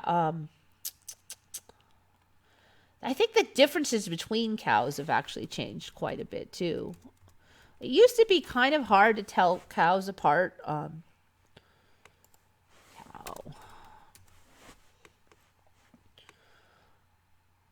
So these are the Guernsey ones. I don't even know if I'm pronouncing it right. Their whole profile is just kind of weird. They've got this little head, this giant sacky body. This one again has the fuzzy tail. I swear I've never seen that before. They look like their head shrank and their body got fat since last time I've been looking at these things. That is one weird looking thing. This one's got a big like string of skin under it. This one's got a bit of the tuft too. So maybe that's going to be a thing for that breed now. Look at. See, like that. I mean, that's totally, that whole thing used to be more towards the front so you could walk. For me, anyways.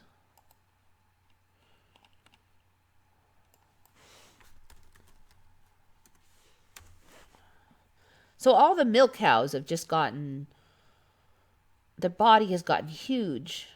They're longer than I remember it, and they're wider. It makes their head look small. So here, there's this giant lump here. Then the males have a giant lump up there. This is kind of what I mean by they're bony and I don't know. Anyway, I guess I can go on and on about it. Here's another example of that hair tuft thing. Jersey. I almost always look up these two breeds because they're the most popular. This guy looks like he's got like a little yarmulke on his head or something. It is just like the weirdest thing. I've never seen that before. So good find on that one. Oliver Henry's in the house. Welcome.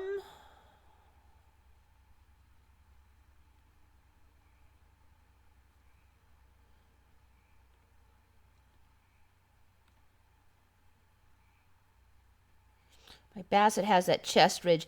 Yeah, I have seen it a little on Bassets. I'm going to have to look at them and see how they look.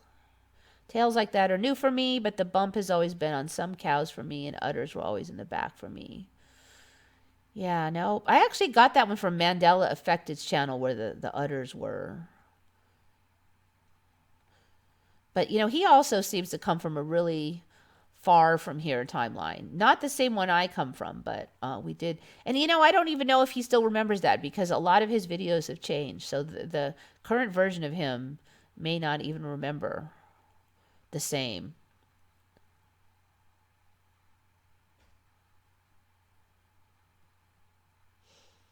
Have you ever noticed that spiritual wisdom of any kind is rarely portrayed with specific step-by-step instructions in everyday life? I mean, barely at all. It seems even the brightest don't know. Yeah, I don't know. Maybe you just have to. I think that there are some things they can only learn by screwing it up or experiencing it or suffering through it. So that might be part of it. And there may not be shortcuts on some of it. I think some things I just couldn't learn if I hadn't checked the other way and found out it didn't work.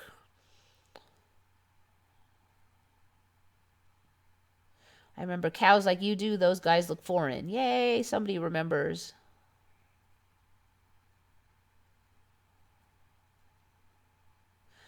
Yeah, they were further forward. I used to milk cows and feed cows and clean up their milk. Yeah, you could sit on the side. You didn't have to go like right between their legs.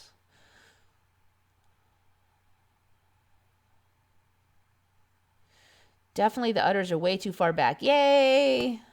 They were more in the middle. It's like you can't walk like that. It doesn't look logical. Why would you have a giant thing right between your legs? That would be so irritating. Hi, all. I'm new to the ME, and those changes are so weird. Yeah, it's hardest when you're new because it's just so shocking. Yeah, after a while, you'll get used to it and you'll process it. But it's hard to. It's like a kick in the head at first. But humans are amazing. It actually amazes me how much almost everybody in the community has adapted because it's pretty crazy stuff. It really is. All right, so cows. So that was the Mandela.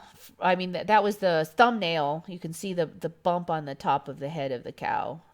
I don't know. And then like the tongue thing, I just thought it was funny. So I had a tongue thing on last week. So and plus I was just so pinched for time. I just pretty much this image is decent. I'm grabbing it. All right. So next one. I've commented before that I thought the human sinuses were looking really big, but about maybe 2 weeks ago, I started seeing this image. See if I can make that one bigger. With these flaps like this. I've never seen this image, and now there's quite a few of them.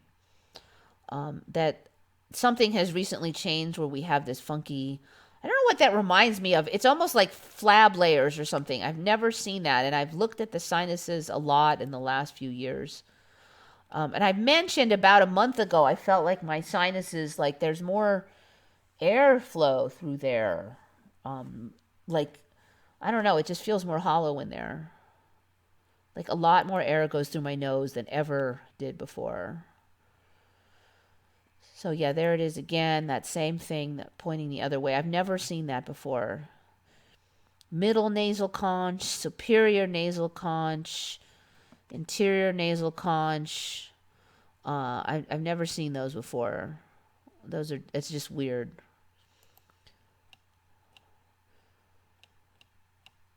So I used to, when I look at, I would just get this. I swear these are bigger than I've seen last time though.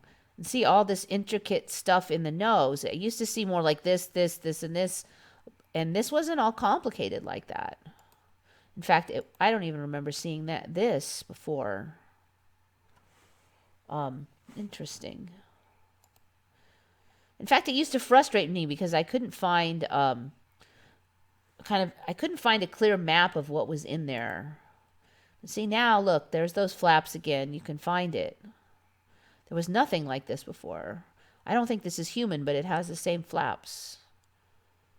I don't know. Is that human? No, it is human. I was thinking these were ears, but that's the cranium. Yeah. So, yeah, the sinuses. There's another one. This conch thing. I've never seen conches in the sinuses either.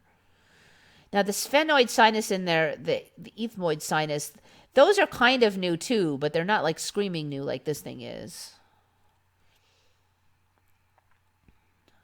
All right, so that one, definitely weird. All right, Land O'Lakes. Now we'll do a less exciting one. Good old Land O'Lakes. Logopedia, one of my favorites, because I always keep going back to Land O'Lakes. All right, so I don't know if you remember, and I'm almost scared to look and see what my old video even says now, because it can't possibly say what I remember in my head, because what I remember in my head about Land O'Lakes butter is that it had a yellow sun, like you could see the sun. There was an outline of the freaking sun. All right. And then one day it was white. And that was a couple years ago's Mandela. And somebody else noticed that. I didn't notice it, but I did flip my cookies because I remember there being a white sun. Okay. So, I mean, I remember there being a yellow sun, and now there was a white sun. Okay. So now there's no actual sun.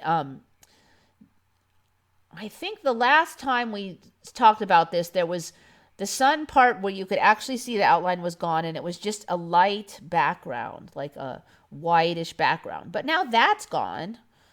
It's been this for, the big chunk of my life. And I don't remember this smoke thing. I don't know what this is even supposed to be. Is that a cloud? Is it supposed to be smoke something? So I don't recognize that thing. And so here it is. So that's starting in 1969. So there's no way I should remember any butters before that. I mean, it's not like you keep butters in your fridge for 6 years or 10 years. Okay, so then it was this, still had the smoke thing. So then 93, something very similar. So then 93 to 2009 was this. I'm going to have to go to the store and even see what it says now. Also, the lakes got weird. Look, the A is funky and the L goes under it. I don't remember that. I don't remember these funky A's at all. And there's like nothing back there. There's no sun or anything. So I don't know. I guess maybe I need to just look at the store. But I've looked at this Logopedia so many times, and this was not on there the last time. There was no image without the sun at all.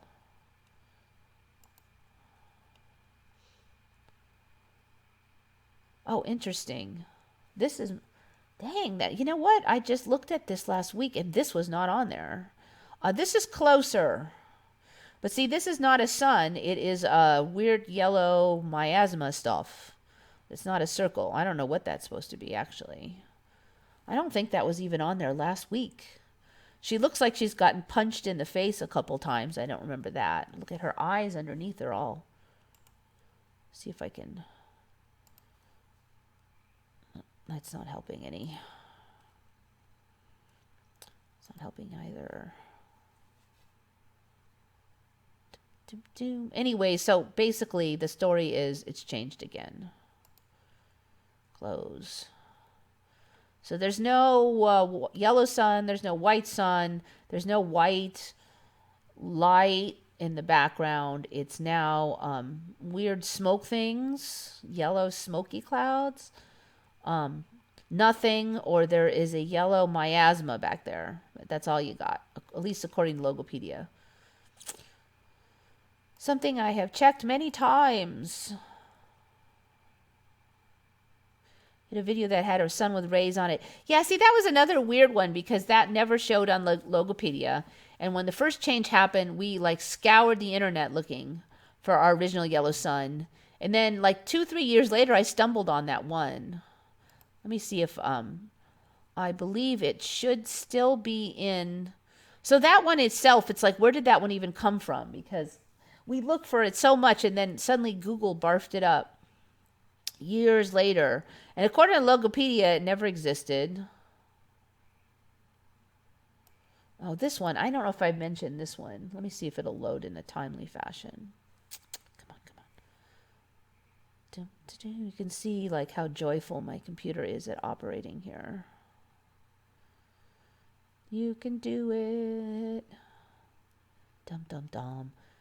This one, it keeps getting more and more gray junk on it. Originally it was black and white for me. They didn't have color photos. Then they got this gold color stuff. Then some of it turned copper. Now lately it's been graying out. It looks like it's sooty mold all over everything. So there was just a little bit of this sooty mold for a while, and now it's all up in here. The whole thing looks fake. Let me see. Let me go to if I go to adjustments, I can zoom. The joy of adjustments. All right, adjustments. I think I can zoom now. Let me zoom. Adjustments. There.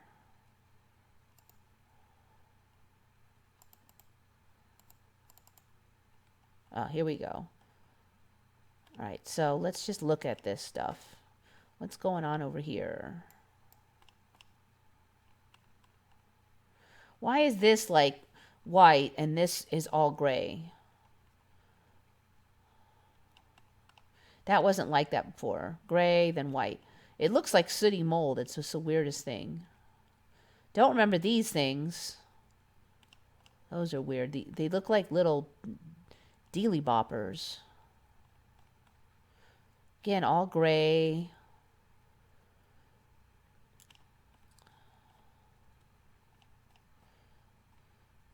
Here the image is quite clear, but then you chuck up here, it's not nearly as. So interesting. Anyway, so this keeps changing. Just keep your eye on this, the original lander, because that thing changes constantly. All right. Probably going to regret. Let's see if we can get back to there. All right, I'm going to go through my... I think this one, God's gotten a little bit lower than last time I checked. Remember, for a while, it was even. They were on par, but God is now below. The hand is now below. The characters on that are in this pile keep getting older. I noticed this one here. This was definitely a child before. The body is almost like a man. I've mentioned before that this used to be a child, but now it's obviously a naked woman. It's kind of gross. Changes on this one. I definitely don't remember that much purple scuffing all over this character. Character's looking more feminine again. I think this snake thing has gotten bigger. I added this one recently because I'm trying to see if when the color portraits kick in has changed. So try to remember this one. There's 5 color images and then it switches to black and white. So I want to see if this color marches down the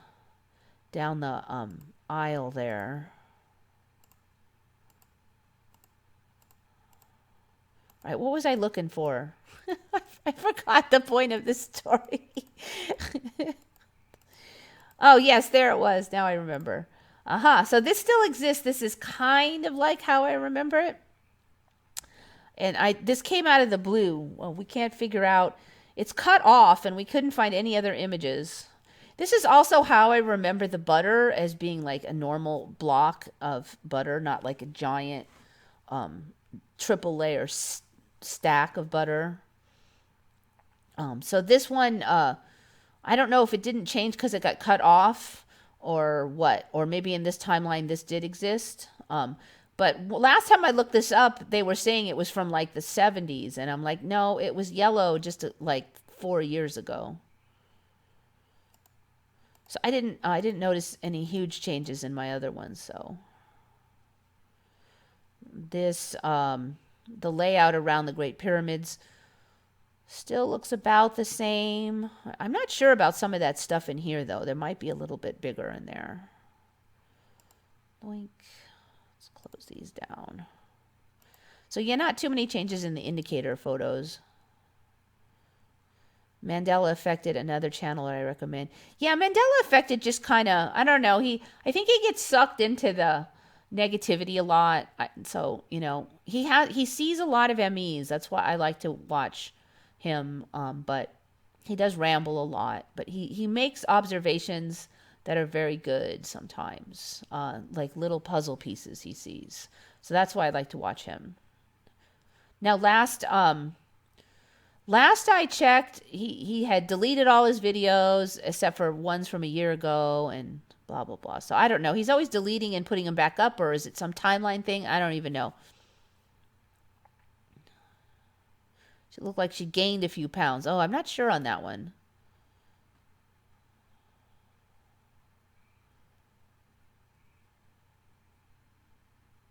You used to be able to access a viewer's profile from the chat. Yeah. People noticed that, what, about a week ago? I think I noticed myself around 2 weeks ago.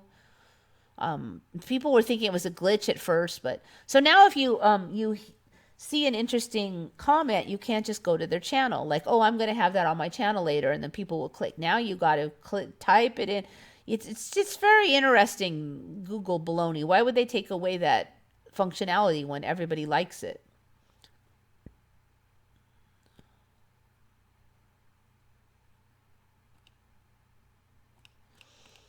All right, so, okay, I was talking about some of the evidence that now supports the anti-vaxxer position.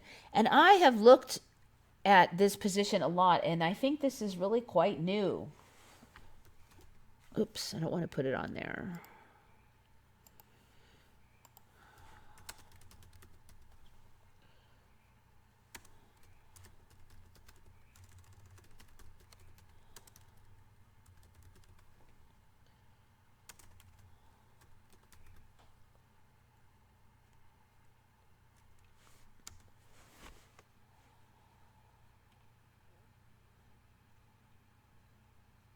Okay, I think that's the one I want.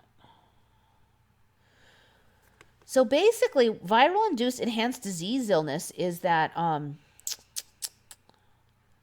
that's not what I want then. It is a thing where you get a virus and then you get a vaccine, but then for some reason, when you actually get the virus is worse on you than if you never got the vaccine. So that's like super creepy. So instead of helping you, it makes you more sick when the virus comes along.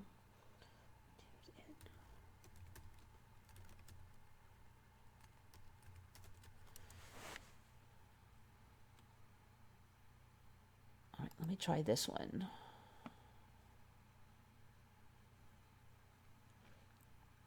Here we go.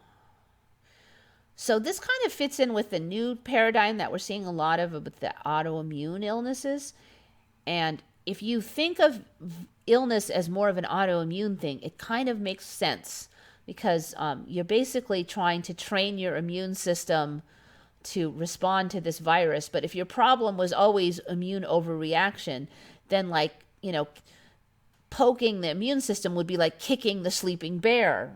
Better not to do it. So under certain circumstances, a viral infection or vaccination may result in subverted immune system, which may lead to an exacerbated illness.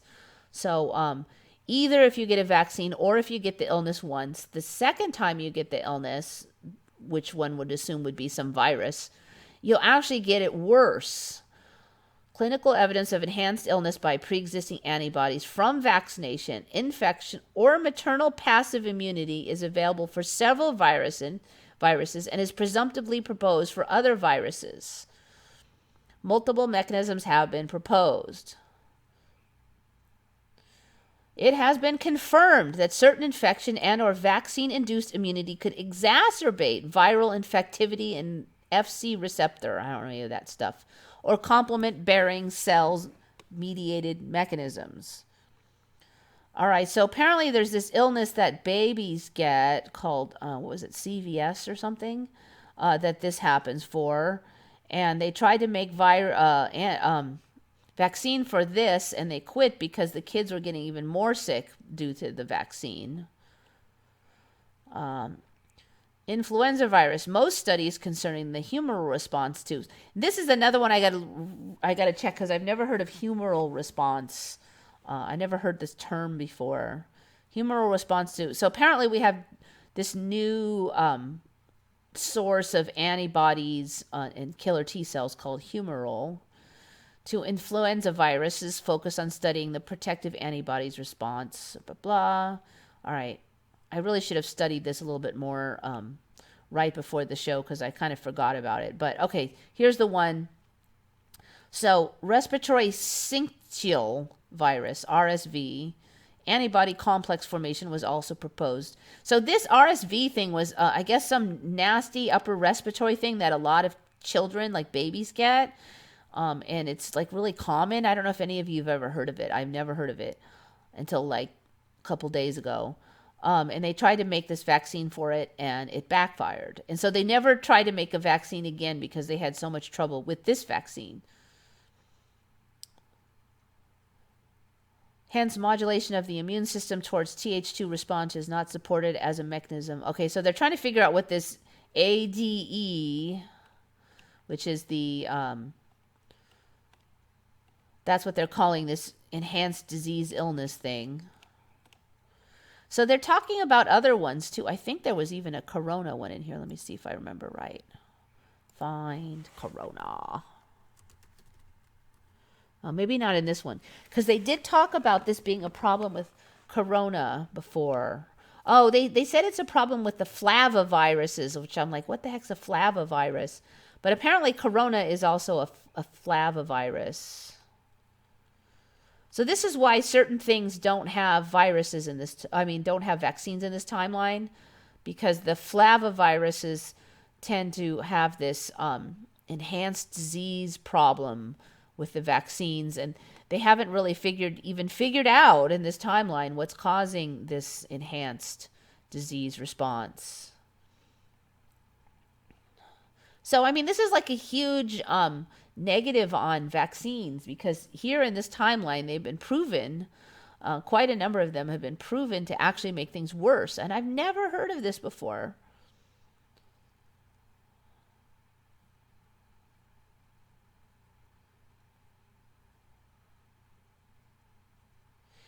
WNV is another flavivirus that has been linked to ADE. So you can either get the virus or the vaccine, and then if you get it again, you have this enhanced disease process. So somewhere in there, I don't know if it was this one, but somewhere they did mention that it is a concern with coronaviruses too, this enhanced disease thing. So that kind of perked my ears. But this new vaccine they're talking about is a new kind of vaccine. It's called a DNA vaccine. So from what I can understand, the old vaccines used like just a segment of the virus, like a protein or something, and then it would try to target your immune system on that. But now they're saying there's these things called DNA vaccines, which I don't quite get because corona, the C does not have DNA in it. It's one of the RNA viral factors. It's an RNA virus. So how are they using a DNA vaccine? That's one of the things I'm trying to figure out still. So anyways, yeah, you would think that every anti-vax in the universe would be talking about that, but I've never heard of it before.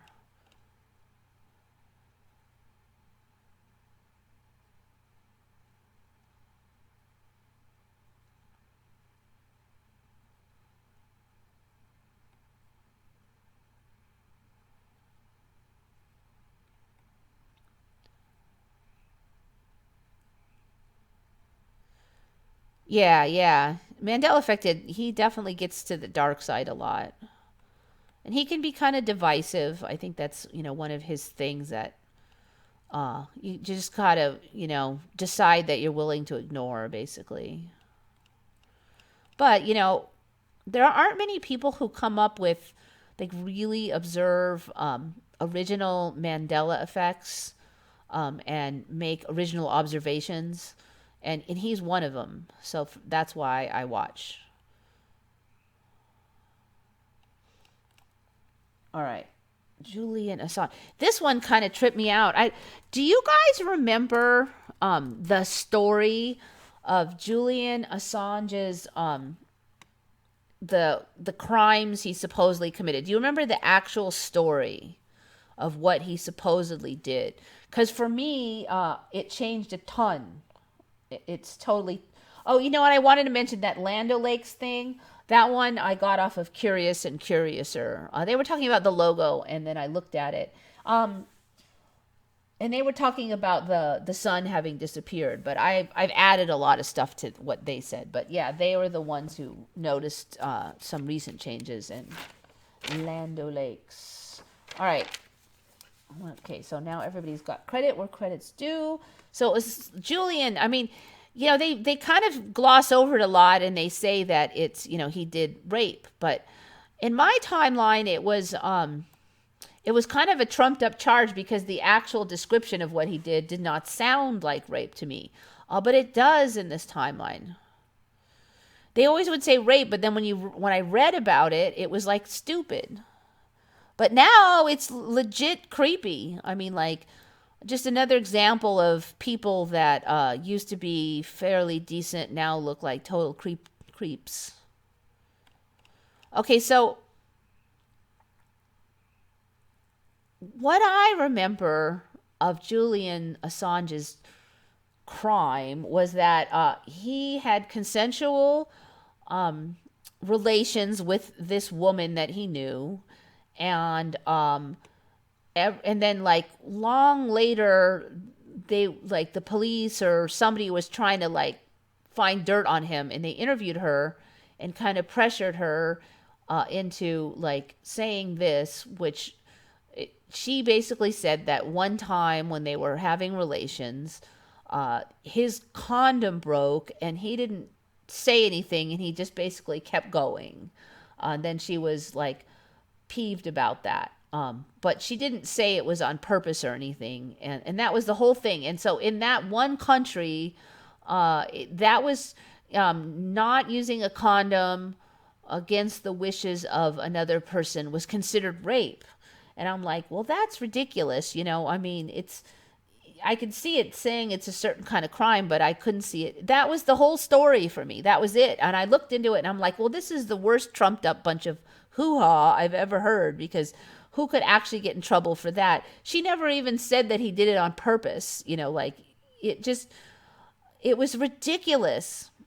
I don't know if you remember that story, because I looked into it and that was the story. I'm like, well, why do media keep calling it rape when it's not that?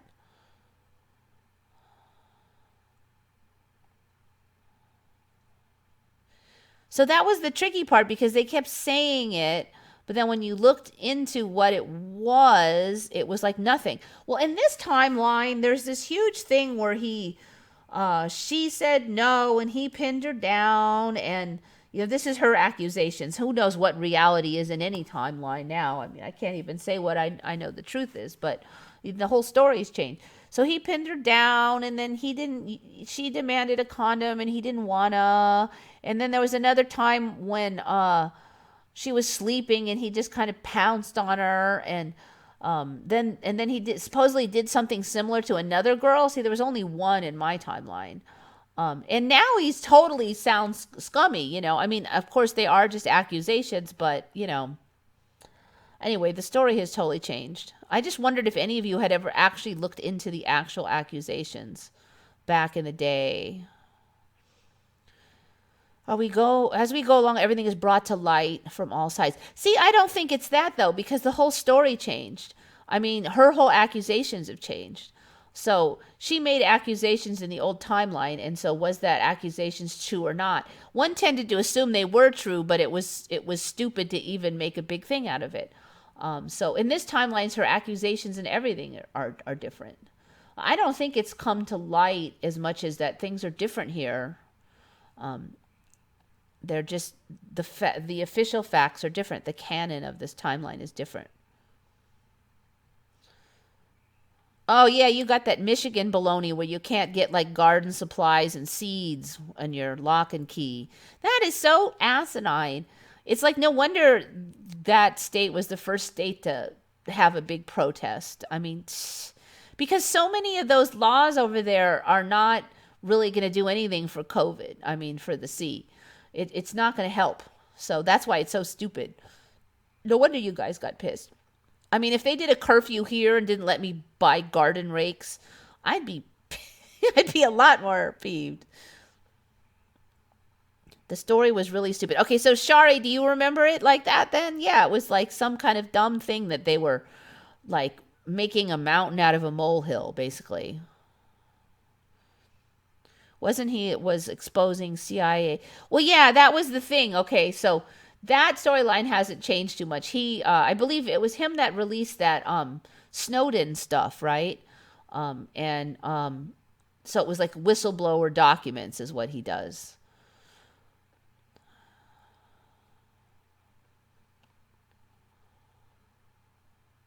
So yeah, we just were like, oh, they're just trying to trump up something to get him on, with the old story. But now the story does sound kind of bad, and there's two of them saying it. I mean, that's not to say it wasn't trumped up. We don't know these women.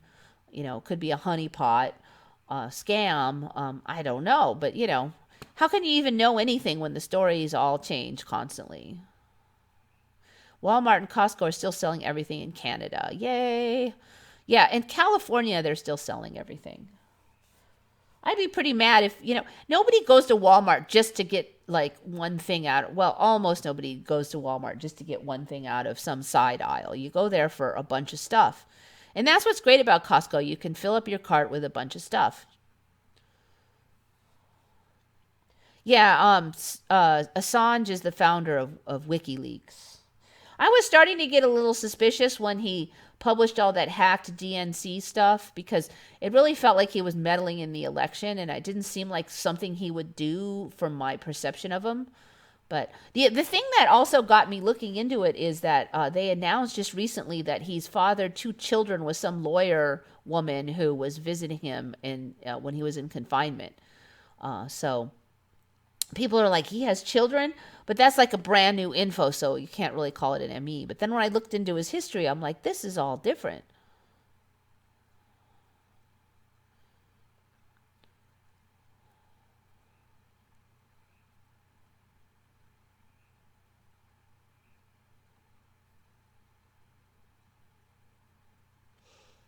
All right, so all right, let's do an art one.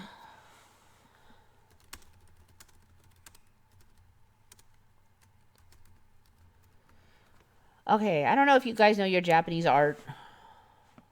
Whoops, you know what? I don't want to go there. Go back, go back.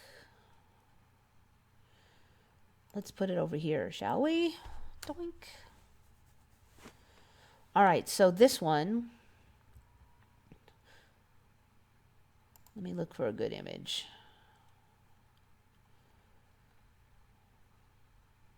All right, so you may not even know the name of it. I bet you've all kind of seen this thing. The Great Wave off Kanagawa is kind of like a famous Japanese art thing. If I can find one big enough.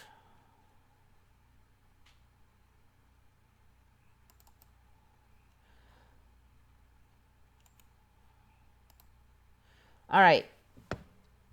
Notice anything different for you? I actually thought this was a different painting when I first saw it. What looks different to you on this thing? If any of you remember it. I think most people have seen it. They just, maybe didn't know the name of it, but it was just one of those things that shows up all the time. It's like that that portrait of the king with the giant turkey leg. I mean, you didn't know what the name of the portrait is, but you've seen it, or at least a lot of us have seen it before it disappeared into the ethers of the Mandela effect. So, do you notice anything different in this? Dun, dun, dun, dun. And this was found by this was on the Reddit subreddit called Mandela Effect, which is not the one I usually use, and it was by user Cypher1337 XYPHER1337. So good find on this one. I kind of think I thought the name of it was the Great Wave, actually, not the Great Wave off Kanagawa. But I'm not sure on that. But I do know that there's something different in here. And the one thing is a minor thing. I kind of remember this wave curling around more, but that's not the main thing that's flipping me out. Another thing that some people don't remember, the mountain back here. Okay, I'm not sure on that. I don't think I remember the mountain either, but that's not what's flipping me out. Let's see if we can get back to the studio here. I clipped away from it. Can I not get it back now? Hello, YouTube Studio.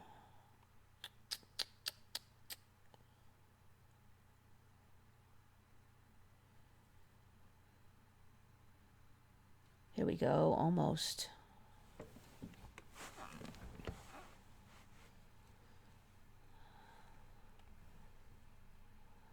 Aha, so some people, okay.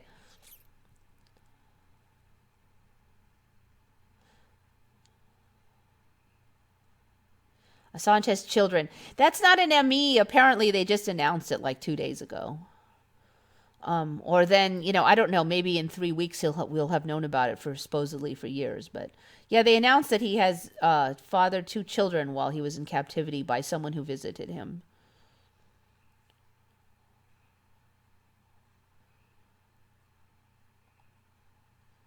It's hard to tell about people when everything keeps changing. It's just you can't tell the truth when the whole story, the accusations are changed. He has changed. His response has changed.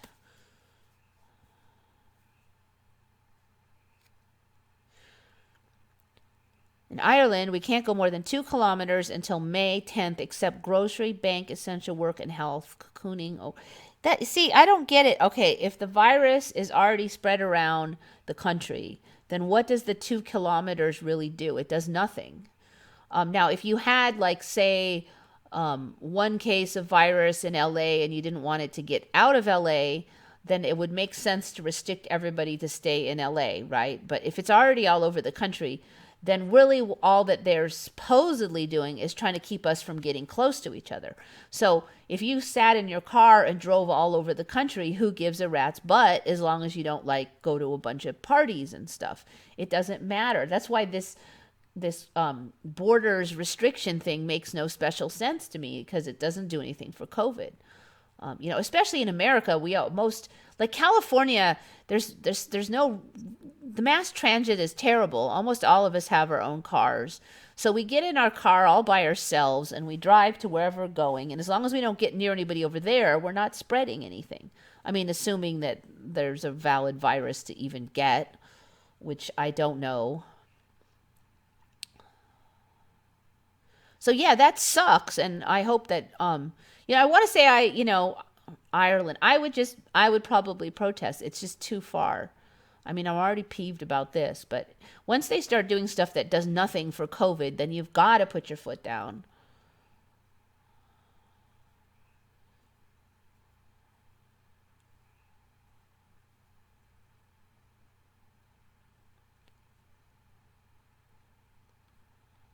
The Great Wave is the only Japanese art I know. Yeah, see, I thought it was the Great Wave also, not the Great Wave at Kanagawa. Mount Fuji, was it always in the background? Yeah, okay. See, I don't remember Fuji even there. I won't swear on that one. The flash on the tips, maybe. The curve looks a little different to me, but that's kind of minor. I'm pretty sure it was more arch, though. I'm like 98% sure it had more arch. Mountain, never heard of it. Never noticed the mountain. That's interesting because that's not what people were talking about on the sub, on the Reddit sub. Don't. It's Mount Fuji again. The covering of the waves and the mountain. Doink doink. This background color is, I don't know, there's something a little different in here. I'm not exactly sure. I don't think I remember all these dots in here, actually. Now that I'm thinking about it more, I remember this more arched. I don't remember so many dots. I'm leaving out the elephant in the room, though. Is the boat. See, I don't remember the boats. A lot of people don't remember the boats. Is this an old Emmy? No, it's not. I think it's new. I've never heard of it. This is not, an artwork that is known as well. I think a lot of people have seen it. Are those boats? Yes, they're boats. 3 boats in there now. Yeah, that's the one that really kicks me in the head.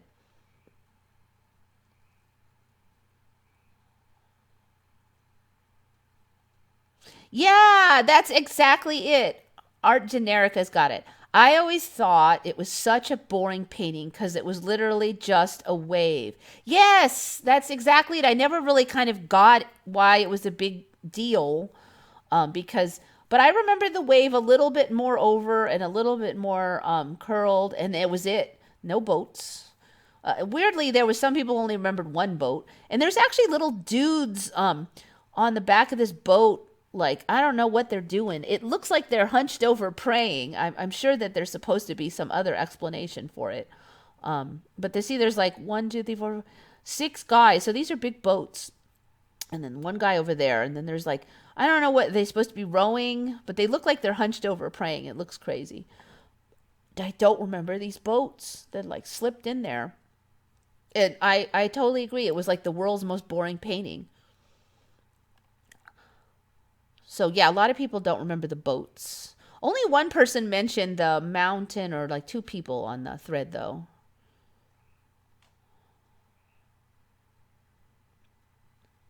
Yeah, I never really got it. I actually thought, I didn't, when I first saw it the first bunch of times, I thought it was like some kind of logo or symbolic of something. I didn't actually think it was a famous painting. I noticed the boats about a year ago. I'm not sure when those boats showed up. It has been quite some time since I've really looked at that painting. No boats, no mountain. It's hard to see the boats. It is, but it's not that hard. My eye got drawn to them right away, although I didn't know they were boats. I was like, what are those stick things? You know, I don't remember the stick things. And then when I looked, I'm like, oh, it's boats. But I did notice that there was something fishy about those tan stick things right away. David Cook, you still own that taxidermy shop. Oh, so David Cook has a taxidermy shop, huh? That's cool. Sucks right now, no work. Yeah, I'm sure that they're not going to say that that's essential.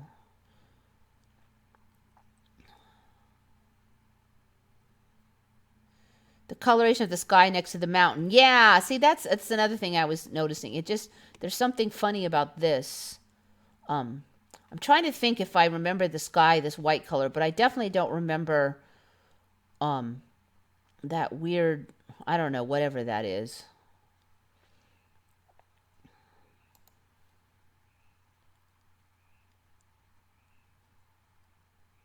I got a T with it. That must be residue. Well, if it has the old single boring wave on it. I'm remodeling a house for a customer right at the moment. Yeah, you know, some states have banned construction and others haven't. Our state did not ban construction.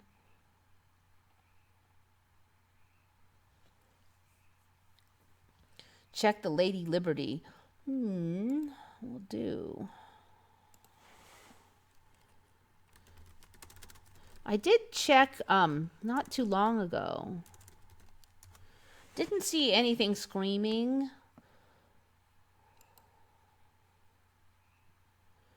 I mean, the stains on the face and stuff do change subtly on a regular basis.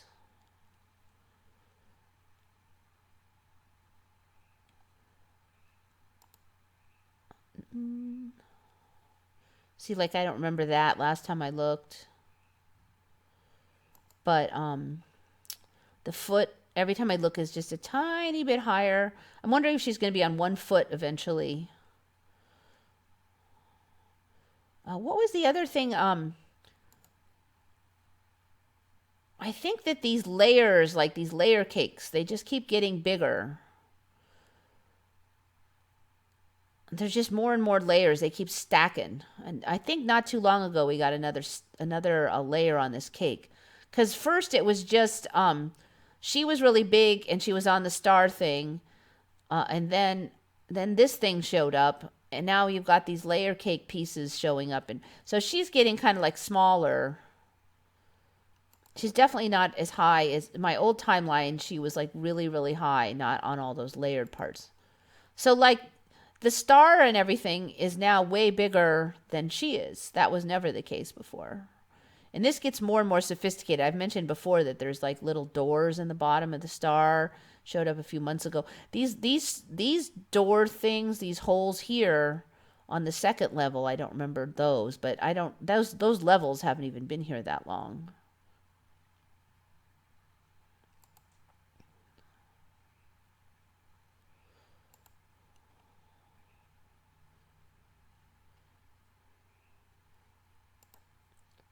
I do think that this sleeve business is maybe a little bit more advanced than it has been, like bulbous. But you know, the drapings change pretty often. Like this giant drapey pile right here. I've mentioned that before. It even looks a little bit more bulbous now than it has in a while. Anyway, yeah, give me a clue if I'm supposed to be looking at anything in particular. I just got the wave more curved and one cloud. Yeah, I don't even remember what the sky looked like, to be honest. I just remember that wave. When did the milk feet things move to the back? The milk feet things. There is a white staircase which nobody remembers. Let's see. Let me see if I can get the right image to see that. Oh, okay, that must be those layer cake levels. It's this biz. I think I've had that on before, though, in the front. It must be this thing. It's part of the layer cakes. Yeah, have I had that on? No, I don't think I've had that on. All right, so I need a front view, a full front view. Okay, yeah. I don't think I've seen that before. See, and it's all weirdly white. It looks like little pyramids down there. I'm just going to look at this image for fun here. Huh. That's interesting. Look, this has one big tower, no layer cakes, and then just a star fort thing underneath. So that is more like my old timeline. So it doesn't have all those layers. Okay, because that is a different look than, like, say, this. See all those layers? It's becoming like a little pyramid.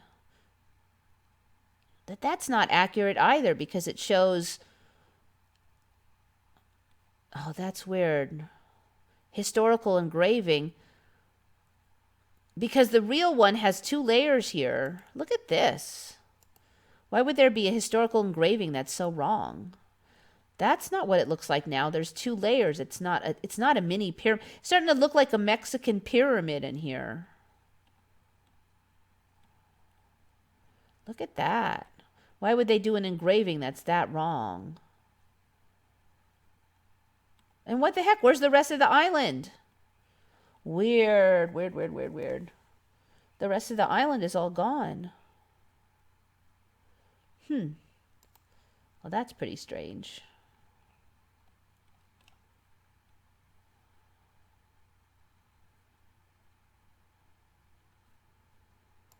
Now I want to look at all of them.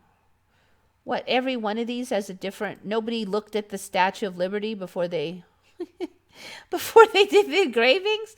That's craziness. I didn't mean to click away from it either. All right, so that must be the ramps there. Shoot, shoot, shoot. All right, let me go back to that engraving. I mean, didn't they take a photo or something before they did their engravings? It's just weird.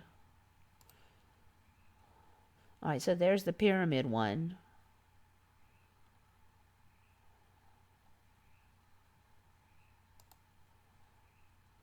All right, again, no layers. I wonder if the history was there, because to my knowledge, America had to shell out for that whole base, and then they put her on there. I don't remember them ever removing her and then sticking like more. Look at that. See, it's a pyramid all the way around on there. Is that what we're going to get? Like a little Mexican pyramid out of it? You know, those layer pyramids. What a trip that'd be. Turns into a little pyramid. Why would all the engravings just have so many wrong parts to it? Look at that.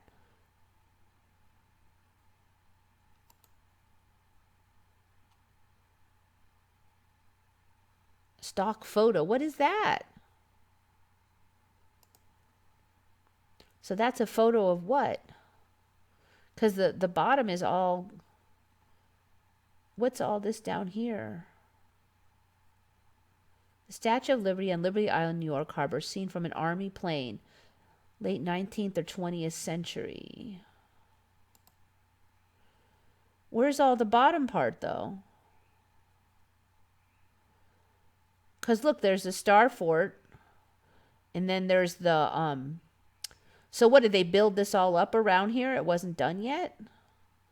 But yet this looks like a finished work here. I wonder if in the current history they built those layers later. I'm gonna have to check into that, because I thought the engravings were stupid, but this is a photo, supposedly. That's something to look into.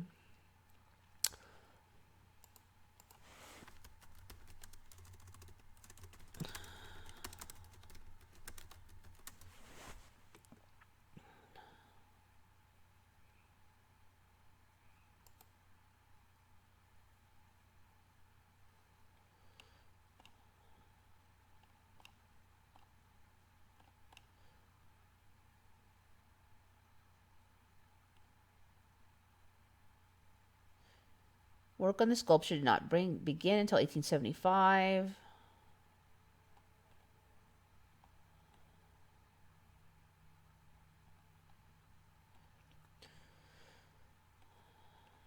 Pedestal. All right, so it's the history of the pedestal that we need to know. That's what they're calling it. Construction of the pedestal.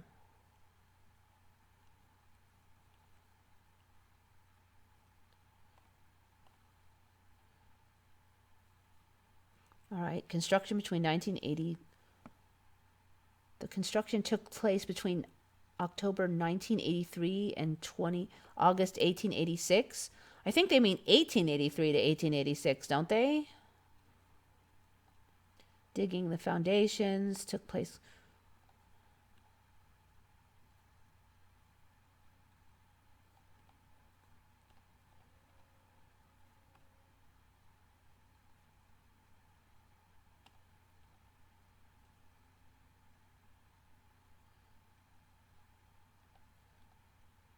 I'm not seeing anything about them adding the layers later, so that doesn't really make sense how this photo without the layers exists. That's just weird.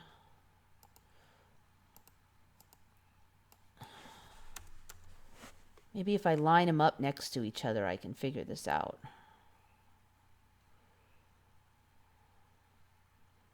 So looking for my... We have this now. Okay, and we have this then. So that sat on there. Yeah, so it's this level and this level that I'm not seeing in here. It's missing. So maybe they built it up later, but yet I don't see anything in the history about these being added. And then in some photos, there's that ramp thing, which is not in this one. So maybe in this timeline it's new, but they do have them here. But I don't remember, they didn't announce that they were adding ramps to the Statue of Liberty. The whole thing is just weird. Maybe we caught it in mid-change and they haven't written the history part of it yet. But I don't see, I don't know. I guess I can just... Some things don't make sense.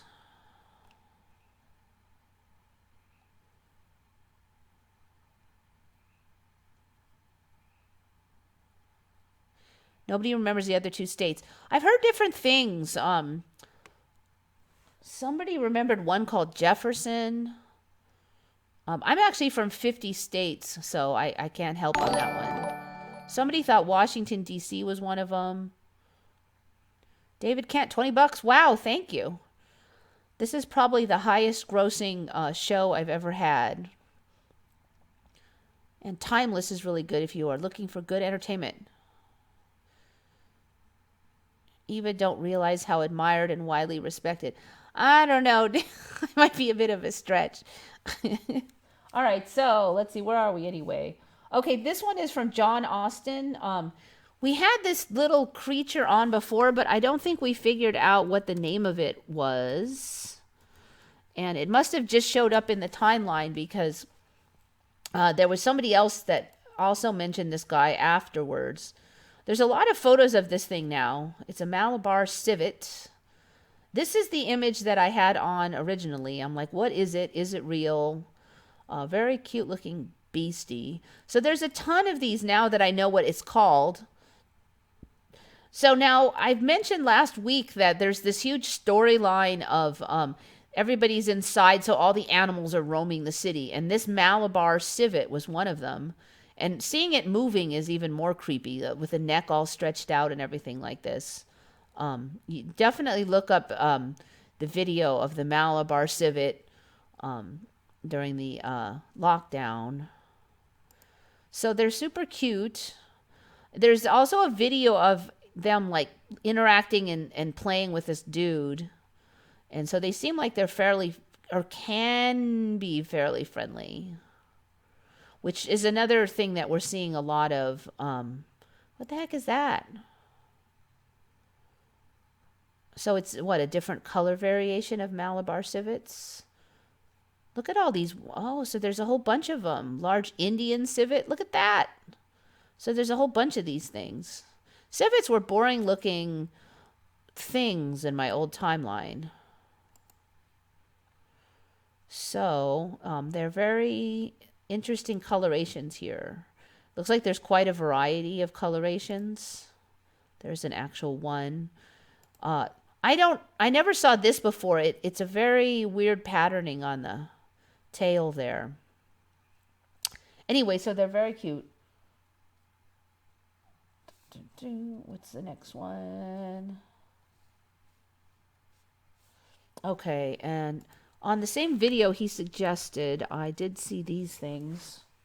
There's so many ridiculous animals now. Nilgai or blue bull. Giant body, tiny little head. It looks totally weird. Again, we've got some interesting coloration with the black legs and the white underbelly. See if I can make it bigger. So these are pretty common in this timeline. You see spots on the ears. A lot of creatures, it's got a weird neck beard, literally. I've never seen this thing before. Neck beards. Oh, this timeline likes its neck beards. All right. That guy. So these are from John Austin. He comments a lot on the channel. All right. Antelope. Cervicapra. Now, when I was looking into those, I ran into these. Just another really weird thing. There's so many just weird guys now. Beautiful horns.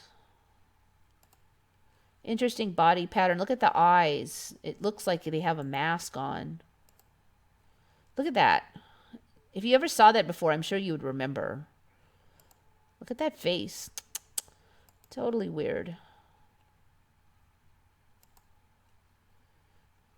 Seeing a lot of like bug out eyes lately. And in fact, I have another one later in the show. All right. So that's antelope cervicapra, otherwise known as black buck. Okay, cover the cows. So yeah, cows were by Alien Avatar. I covered that one. All right, this one is by Julie Holcomb. She comments a lot on the channel. This one is totally creepy. It's like out of a horror movie. But it's not spiders.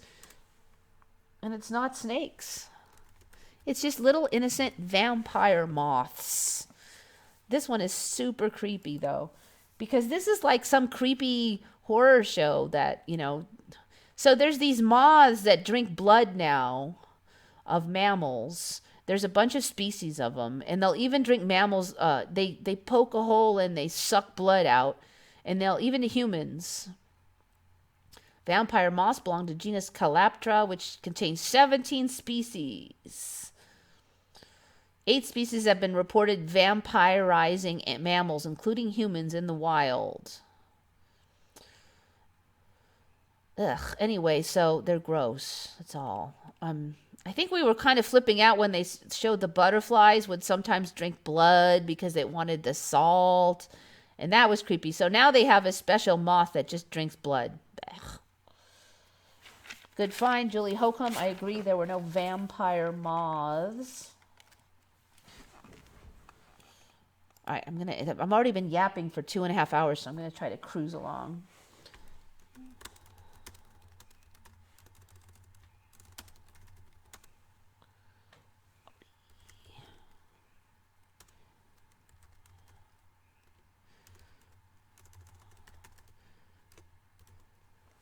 Probably should have put this guy as the thumbnail. So speaking of, we've been talking a lot about vitiligo and all the weird color patterns. Well, here's another one that really kind of smacked me in the head. Okay, so this dog has vitiligo, is the story. I've been talking about these weird symmetrical color patterns. Oops, there's a giant critter, little insect in here. So this dog just happens to just lose its coloration just around its eyes and some kind of weird clown mask. It doesn't even look real. I mean, you'd accuse somebody of photoshopping that in another timeline, but apparently in this timeline, this dog named Rowdy has this color pattern naturally. This just looks crazy. Ooh, dog with strange condition has even stranger past. I might have to click on that. There's just not enough hours in the day to study all this stuff, I swear. He survived both a poisoning and a shooting, but it's a rare skin condition and an unusual set of spots that have recently made Rowdy the dog a local celebrity in Oregon. Vitiligo, a poorly understood but non-serious disease that causes loss of skin pigment. All right, so they're not really going into his story that much, but that's a new level of weird for vitiligo, but I think we'll just keep getting that. Weirder and weirder. Inverted panda coloring. Yep.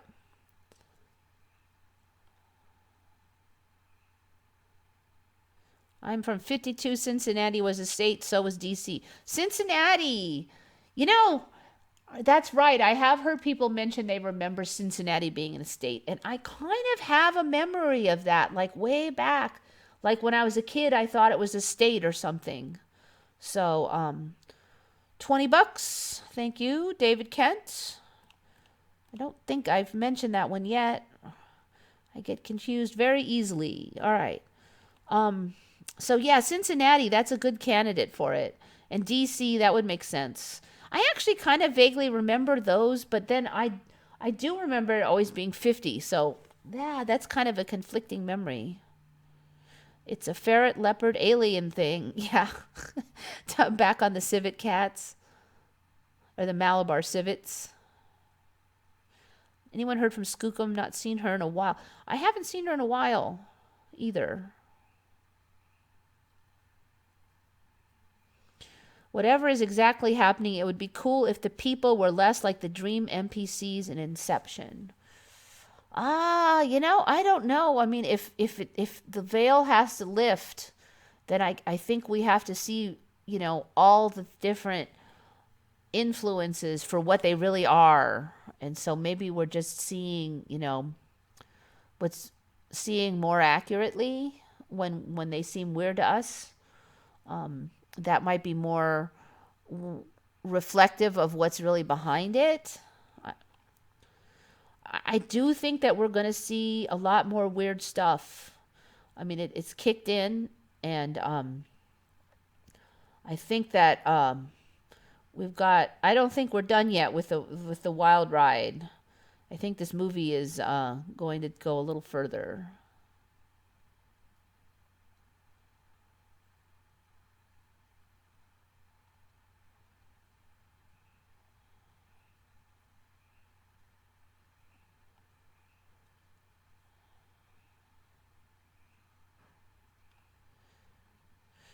Wait, moths suck blood. Yeah, now. Yeah, just found it. I think it's pretty new.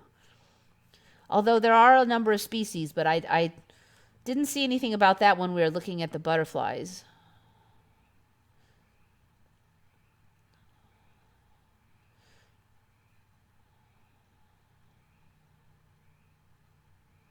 Yeah, I know. I passed the 2 hour and 30-minute mark. I've actually had a really weird schedule since I can't play any pickleball in the mornings. I used to have to get up I got up in the mornings to play pickleball. Now I don't, and I've gotten this weird schedule where I sleep from like 3 a.m. to 11 a.m. So that's one of the reasons it's easier for me to be up all night, because I've been staying up until 3. I keep trying to go to bed earlier, but I just keep failing. I think we've been shifting a lot the last couple of days. I am not sure on that. A lot of these Emmys are probably older. I haven't seen a lot of changes in like just right around me. Those are the ones I can tell if it's newer, because I see those things often. So I'm not sure. I mean, I might have a pile of older ones. This one though, that Teresa Lynch actually came up with this one, but it is so cool. I just had to mention it. Futuristic, $10. Wow, thank you. $81 in chat revenue. I don't think I've ever had that much horizontal rainbow. This one is from, I just had to steal it, even though it's Teresa Lynch's who found it. Because, it's getting late and my brain is getting a little slow. Horizontal rainbow. It's a thing. We've covered a lot of rainbows. So apparently you can have this rainbow, which is like just a giant bunch of layered colors. A woman captured breathtaking photo of a horizontal rainbow. So, yeah. That would be a trip if you saw that. And those are fairly new. I mean, I think in the last month anyways. I wouldn't say it's just like, brand new, but circumhorizontal arc. There's another one. So we had seen like these where they had been starting to flatten out, but nothing as extreme and fat as like all that. So what a trip. There's a light one. Look at that. Paris. A rare horizontal fire rainbow spotted over Paris. All right, so the rainbow thing is cranking it up yet another notch. There's a little short one.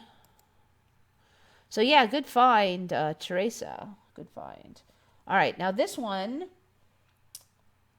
is from a user on Retcon named Catnap, M-E, C-A-T-N-A-P _ M-E.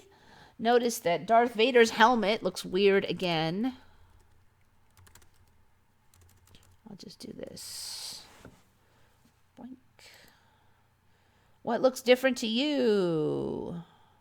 Let me find an image that I like here.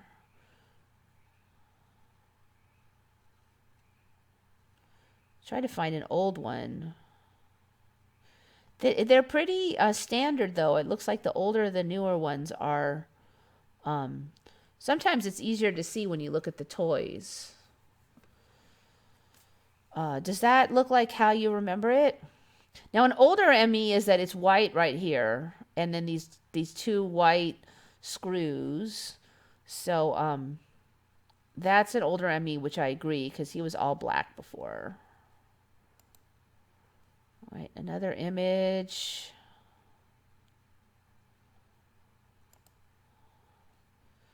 To me, there's quite a bit of change in here now. You can see it's in the I'm pretty sure that's the scene where Luke falls or jumps. I can't find any of the old image anywhere. That also, I think, is the scene where Luke jumps. You can see the shape is the same on all of these. So there it is. Does that look, what do you think is different on there? Does it look different to you?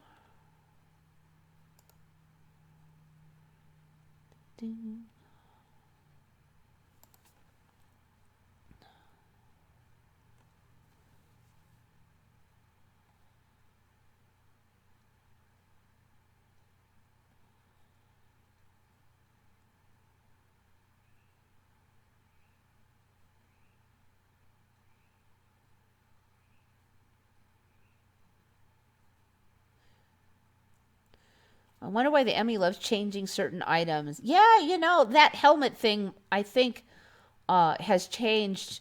And it's not just that it goes from one shape slowly to another. It's like it morphs to this, then it's here, then it's there. I've seen some really weird, ugly shapes where it was hugely domed. And those times was before I knew of the ME. And I just remember looking at it going, dang, I don't remember the helmet looking like that. And I even looked that up because I was like, is that helmet the helmet? Maybe that's like a different helmet. And I looked it up. I'm like, oh, it was always like that. I must be crazy.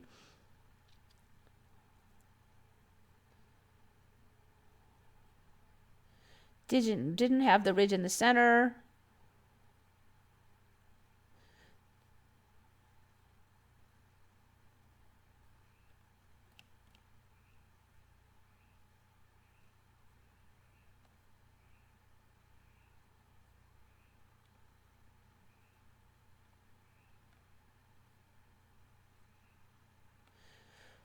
All right, so for me, let me get another one that I like better.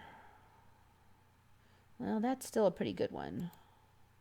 All right, I don't remember his eyes looking so insectoid, and I definitely do not remember this mouth part coming out like that.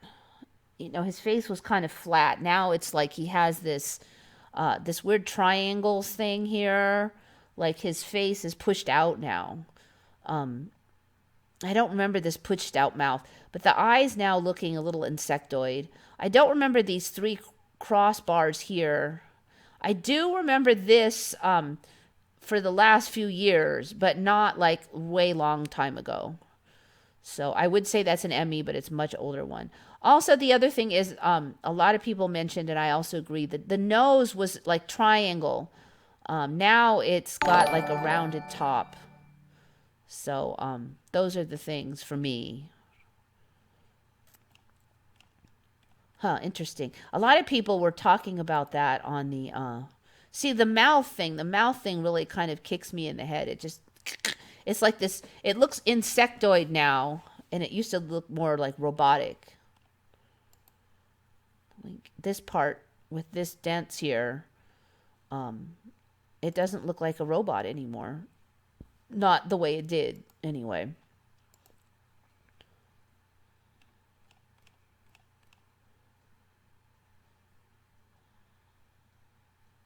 He has buck teeth. Yeah, exactly. It's like, what's up with that? Cheekbones. That's correct. There must be a pretty big delay on here. Frog ribbits in the background. Yes, it's been raining for like a month, which it never does. A few days off, but it's been raining ridiculously. It's like Seattle, Washington. Wow, $20 again. That's a new one. Thank you. Wow. Yeah, and then 10 from futuristic. Dang, man. 20 from David Kent. This must be the new reality where everybody sends me money because it definitely wasn't like that in the old reality.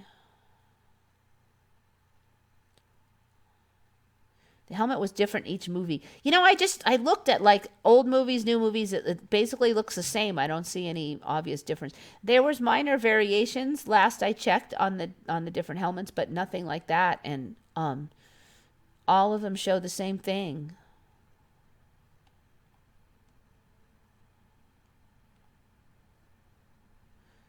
The revenue surprised me. I could have sworn stupid YouTube takes at least half. I think that shows me. I'm not sure. I'll have to check. I'm not sure if that's the total I get or just the total donated. Because this new YouTube studio, I really don't know how to get around in it yet. But they're getting rid of the old YouTube studio very soon, so I'm trying to get used to this new one.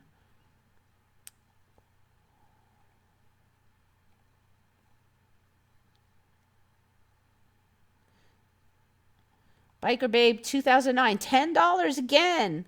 This is definitely like the new this is the new high for donations, probably like by double. So thank you very much. I appreciate that. Someone's going to sleep. Yep. I know the feeling. All right, so anyways, got that one. Got that one. I think I only have one left.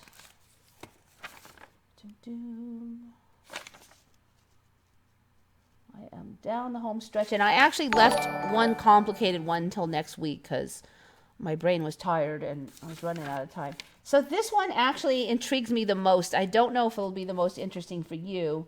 This one is from Sandman. Hopefully he's still on. So this one, how do I even type this in?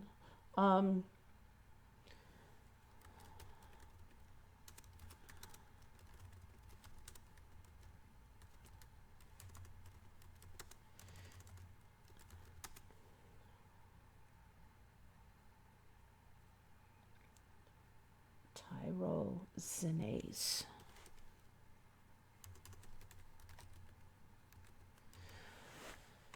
So as an ME, it's probably not that exciting, but the implications of this one are interesting to me. So basically, the new storyline, and let me tell you, I worked at a pet store and I know a lot about the cat and dog breeds, and I have never heard of anything like this. The new storyline is that Siamese cats get their coloration because they have a temperature sensitive enzyme that operates better when in the cooler parts of their body. Siamese cat science. So this is a very good find, Sandman, for just the biological implications. So basically they're saying that, okay, so you may be familiar with the concept that skin coloration comes from melanin. So if you have more melanin, then you're darker. So like somebody from Africa is going to have a lot of melanin. Someone like me, not very much, but I'm not like an albino, so I still have some. So you've got this Siamese cat, and they have, one would have always assumed that they just genetically happen to have different coloration on their face and legs. But the story now is that an enzyme that is needed to produce melanin, that is called tyrosinase enzyme, is in Siamese cats. It is temperature sensitive. So what the coincidence? I don't know. It seems a little fishy to me. But the story is that since their tips, like their feet and their ears and their face, are a little bit cooler by a few degrees in their ears than the body, those few little old degrees are enough for tyrosinase enzyme to suddenly start working and create melanin. Whereas over here in the apparently boiling hot body area is so hot that that the tyrosinase can't work. And since tyrosinase is needed for melanin, then you get very little melanin in here. I've never heard anything like this ever. One of the sources I was looking at was saying that normally 25% of tyrosinase is temperature sensitive and 75% is not, so you didn't notice any variation. I've never heard of a temperature sensitive pigmentation, though. I've just never heard of that. Okay, so one of the videos that I saw mentioned that humans can sometimes have temperature sensitive tyrosinase, and there's almost no info on it. So it's kind of interesting that a video about cats would mention it, even though there's really only a few papers and no images of it. But if you type it in, it was in humans, it was called temperature sensitive albinism. And there were no pictures, so I'm not even going to bother to go there. But basically, they're saying the same story, that in some human albinos, instead of having the normal albino gene, they actually had, like a Siamese, they had temperature sensitive tyrosinase, and then they would get, so actually I think there was one image, human. There was a dude that had like dark hair on his arms, but not on, like the hair on his face area was light. Human temper.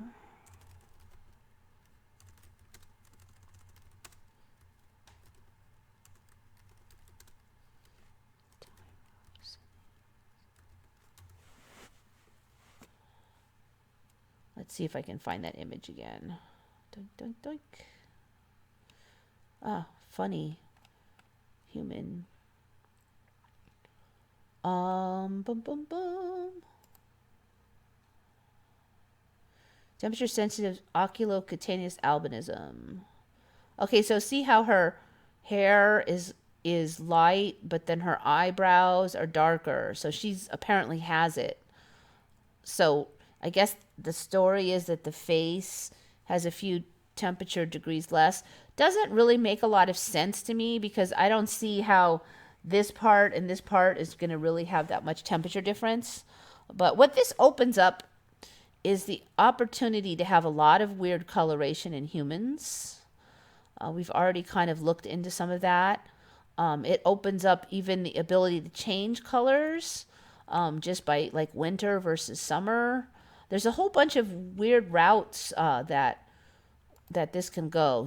So like right here at a certain right on the edge of body temperature, it suddenly changes. I mean, what are the odds?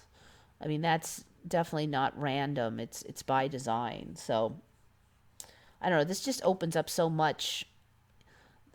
So they're saying that like when Siamese cats are born, they're all white. Actually, why would they be all white? Shouldn't they be all dark? Yeah, actually, come to think of it, shouldn't the cat make melanin in the womb where it's all? Oh, okay. I got it. Okay, so the kitten is got the temperature sensitive tyrosinase, and in the womb it's all warm and cozy. So in the womb, no melanin gets produced. That was the story. And then Kitty comes out into the cold, cruel world, and the edges of the face and the paws and stuff get a little colder out there, and then melanin production kicks in, and then the tipping on the classic coloration kicks in. So it opens up a lot of questions because you get half Siamese, and a lot of the half Siamese still have the coloration. So did they also get the temperature sensitive tyrosinase? Is it like dominant trait? As you would think that if they crossbred, that the other cats would not get so much temperature sensitive tyrosinase once it's crossbred. But yet we often see that the mixed breeds have a ton of that same Siamese color, just as dark, with the body just as light. So I don't know. But having said that, just last week I was talking about how my kitty very much changed color. He used to be a tabby, like a mute tabby, which basically means he had light and dark gray stripes all over him. And his whole back has gotten dark, and he's turning into kind of like, he's like rat colored, From the top, he looks totally gray now. All his stripes have gone. So basically, he's gotten a little darker. All of his light lines are gone. And his nose got very silvery. He's got this weird silver shine on his nose that I can't really figure out why it's so shiny. It's like almost like those hairs have a weird, creepy shine. I mean, it looks cool, but yeah, he's not in here, so I can't show him. But so, is it this storyline now? We've wondered if my kitty might be part Siamese because he's got that trim build. He's really smart, and he is a loud mouth thing, and he has very little undercoat. He has that short Asian breed coat. So I'm wondering if he's half Siamese, and his coloration now comes, how his coloration has formed is now genetically different, and maybe that's why he's darkening. I mean, he's like 7, 5, 6. He's got to be about 6 years old now, I would guess. 5 or 6 years old. And so there's no real reason for him to suddenly change coloration over the course of the last, 5 months. So it's just weird. So anyways, I mean, that's the most exciting Emmy to me, just because of the implications of what we're going to get. Coloration. Are we going to have creatures that are, say, a different color in the winter versus the summer? I mean, if it's hot all day in the winter, shouldn't your temperature sensitive tyrosinase react to that and have less melanin? I don't know. Weird.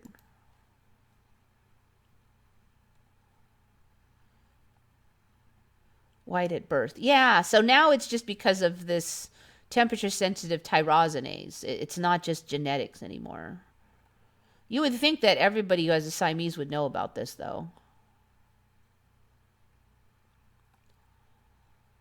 I have light hair and dark eyebrows. Then you might have it too. I think we're going to hear more and more about that. There's very little on it for humans, but I think it's just kicking in. First they announce it about the Siamese, and people, oh, Siamese are weird, and then the idea is planted. Then they start with and some humans have it.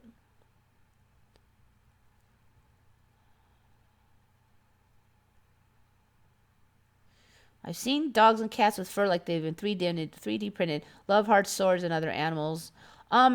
Be careful on those. A lot of those are coming up as photoshopped. If you're seeing them on social media. But again, even if they are, it's like it plants an idea in your head. So I still think it's there for a reason.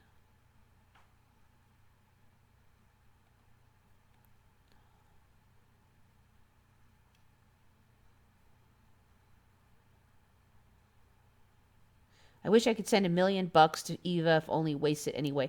I'd probably, I don't know. I really am not hard up for money. I mean, I'm not rich, but so, don't give me any money that you need for anything. That's all. I'm always going to say that.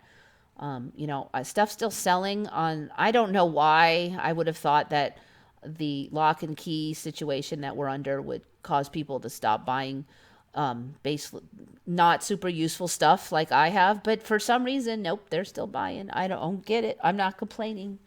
In fact, it's been crazy busy. So I don't get it, but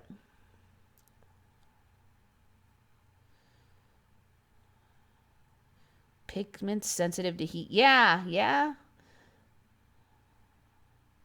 There are a bunch of weird animals though, and the vitiligo thing is the storyline behind a lot of them, like that dog with the white eyes.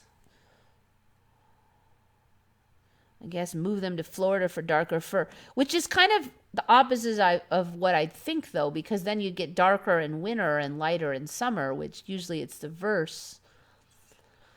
So I don't know. I'm sure that the Emmy has got some plans for that though. I'm not exactly sure how that's going to spin. So they're saying it takes a couple months for the pigment to come in after the temperature drops.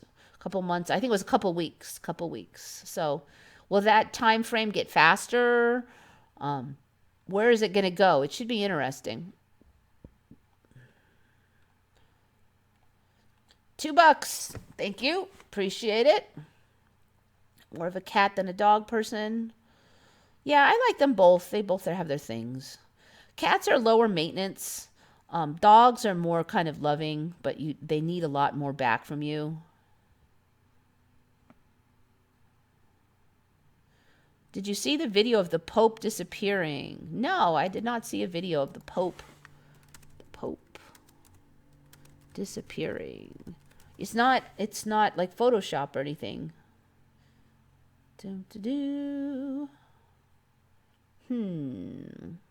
iHeartRadio, really? It's on there? That's fairly mainstream. Now there's a new video that has some people sure they're seeing things and others certain it's real. Is the Pope disappearing on TV? Video shows the head of the Catholic Church honoring the victims of the sea from his window in the Vatican City. He turns around and then disappears. Pope disappears into thin air. The clip has some people claiming the church has created a hologram of Pope Francis, while others think he is even more divine than expected. Of course, the most likely explanation is that it's probably just a glitch in the film or editing processes. Slowed down to half speed.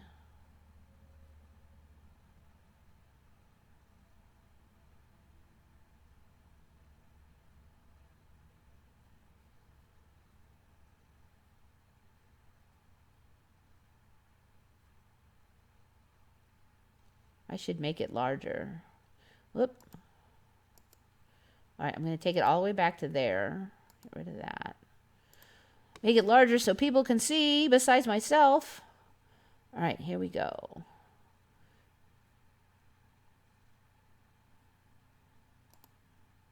It's still there then. Still there then. All right, it's going to be right after this. So he's just like suddenly. It really does look like a video thing. Like, I wonder if they just clipped him out. It's so sudden, it doesn't seem like anything natural. I mean, it would be very, very easy with video software that is fairly readily available to the common public. and a little bit of knowledge to just the programs can easily it's able to see what the background is as he moves around, and then it can extrapolate what's back there and remove his image and put the background in. They have software that could do it, so it'd be like super easy to fake this. Is my point. Now, if this was on live TV or something, and a lot of people had video of it, then it would be more exciting. But as it is, it's just too easy to fake. I mean, in this reality, you really can't say for sure that something is fake, but it would be easy to fake. There's another video showing him fading away, and that's why they say he is a hologram. But see, it's tricky because if one video does it, then other people jump on the bandwagon. And like I said, it's easy to do.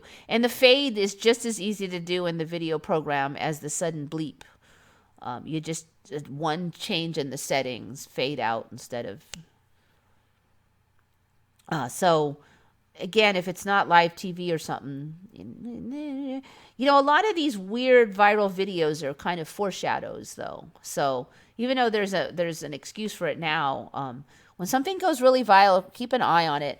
I have been wondering for a long time what the deal was behind zombie apocalypse, because basically, when was it, 6 or 7 years ago, it came out of the blue, and back then, I didn't know anything about the Mandela, but I did get kind of interested in what drives trends. And there was 2 of them that I was really trying to figure out, and one was zombie apocalypse. Why was everybody suddenly obsessed with zombie apocalypse? Because other things, at least like sword play, okay, there was Star Wars, and it was like super popular, and then all the kids wanted to play with swords. So it made sense, but I couldn't find the start of zombie apocalypse.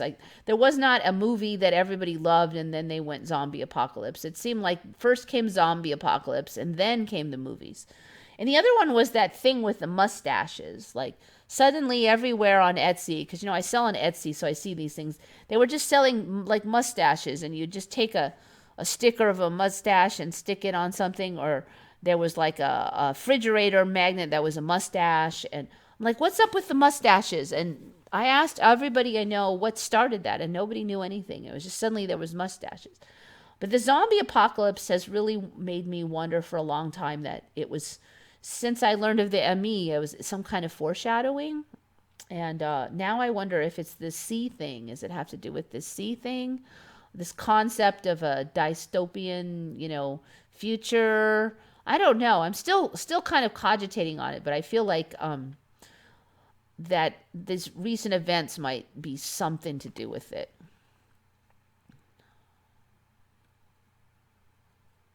Naked rat eating chicken and grooming. Do I want to see it? Dum dum dum. This is as they say on Reddit, it's the risky click of the day. When somebody sends you something to click on and you're kind of worried that you don't want to see it, but you still are curious enough to see it, and sometimes you may regret it. Okay. Oh, okay. So these are those naked rats, like they've got some kind of skin problem or something. Rats are omnivores, so it's not really weird seeing them eat chicken. I used to, when I was a kid, we had pet rats. Not naked ones, but... There's a lot of creatures in this timeline that have, like, hair problems where they don't grow it. Hairless rats or sphinx rats. Special breed of bald pet rat. I wonder what the history of those are. All right, sphinx rats.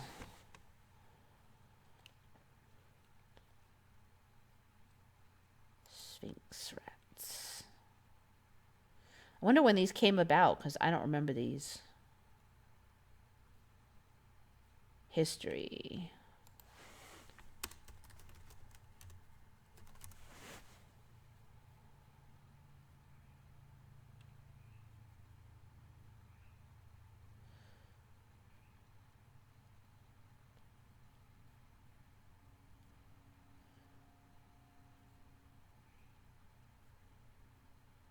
All right, now it's just talking about cats. I don't think I'm going to find it easily.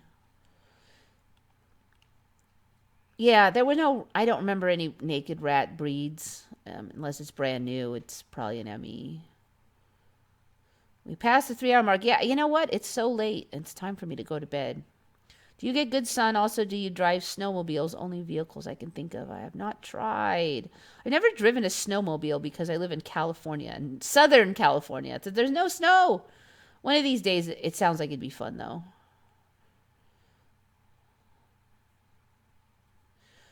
I'm a grown man, but them rats. Well, I didn't have any spiders and I didn't have any snakes. And I almost got out of here. So you can just blame it on somebody else that put that link up. It wasn't me. It's the little itty bitty pity show's fault that you had to see a rat. Eva, you have 30 in your PayPal account. Thank you. I earn extra now. Well, good. I'm glad you do. I hope that seeing myself laugh over here is kind of distracting. It is very distracting to see yourself like 2 minutes ago acting weird. I do hope that not too many people are suffering too bad from this lockdown. I hope we're all in a position that we can make it out. Some people have money saved up, so they'll be all right. I mean, it always galls to have saved up a bunch of money and then, have to use it all. I've actually been pretty lucky because I'm still able to work and I still have a lot of customers, so I can't complain at all.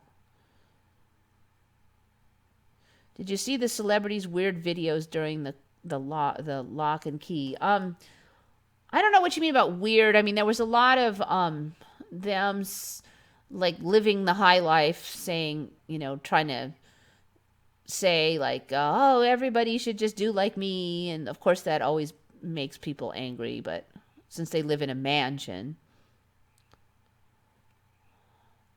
There's all the dancing. A lot of people are really upset about the dancing nurses. There's a million videos now of nurses doing some choreographed fancy dancing. It doesn't surprise me at all because, I mean, I can't swear that there are no hospitals that are busy. Maybe if some of them are a little bit busy. But there are a lot of hospitals that are absolutely so slow right now that the nurses and workers are probably pounding their heads on the wall because the time goes by so slow when you don't have work. So that doesn't surprise me at all that they're dancing and stuff. But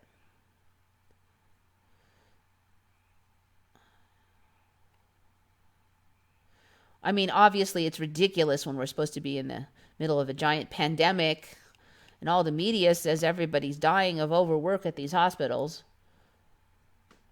I mean, how long is this foolishness going to go on? I mean, people do sometimes still have to go to the hospital for other reasons, and they're going to start noticing that they're all empty. In Australia, the people who lost their jobs will receive weekly or fortnightly payments from the government until this virus nonsense is over. Are you going to get the same amount of money you made before? And what about self-employed? See, that's the thing with me is since I'm self-employed, in America, I'm not entitled to any unemployment or anything.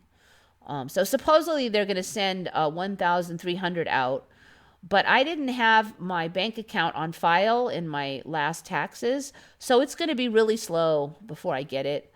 But it's not a big deal because I'm not dependent on it. I'm not like, but if I was couldn't pay my rent right now, then waiting months to get the assistance check would really suck. So I'm like, that is not cool.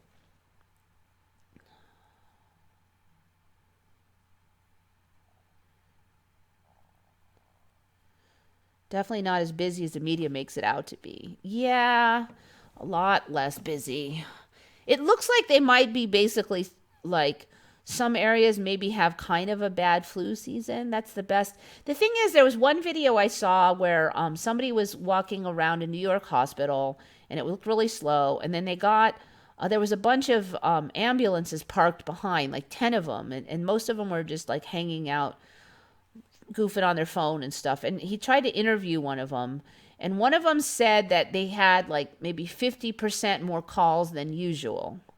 So there was two questions I wish he'd followed up on. Is one, in the winter, they usually do get more calls than in like, say, the summer because of, flu and stuff. So I was wondering, is that more than usual for this time of year or just more than usual for like the average days? The other thing, though, to consider is I have heard that because people are afraid to go to the hospital because they think it's all packed and they think that it's all contaminated potentially with the sea. So people are staying home, and then people are getting much more sick before they're willing to even think about going to the hospital. So there's a lot more ambulance calls due to that, because normally they would go in earlier, but they're, and also people are turned away. Used to be, if you have flu-like symptoms, you go to the hospital and they give you they see you and they check you over and they give you medicine. But now they're like, if you have flu-like symptoms, don't come in here, get out, go home and self-quarantine. And then if it gets really bad, then they'll finally see you in the emergency room, but you have to be near death. So sometimes people might wait too long and have to call the ambulance. So that was the storyline I heard for why ambulance trips were up. Not really because of the sea, but because people were waiting too long to go to the hospital because they were scared to go in. Most Australians who lost their job will be applicable for the payments. People who own business who lost revenue will get much more. Also, many homeless get a month free in hotels. Well, if they actually do it instead of just saying it, that'll be cool. That would be amazing if, I think there'd be a lot less complaining if people who lost revenue got it all back.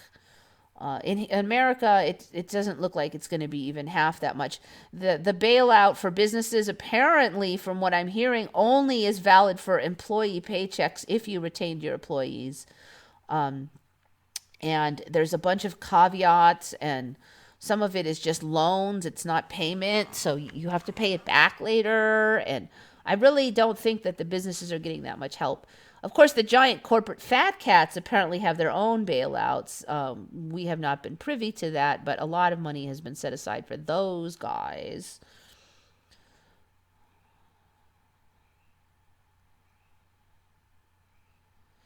I do have 1,000 in mutilated money that takes forever for the exchange by the Treasury. Yeah, I heard that in Russia they've stopped taking cash, the banks, because it might be contaminated with the sea. So you can't deposit cash now, which is interesting. You are entitled to unemployment under the new bills they passed. Look into it. Really? I'm entitled to unemployment now? Seriously? In the USA? I find that shocking. I do. I totally do.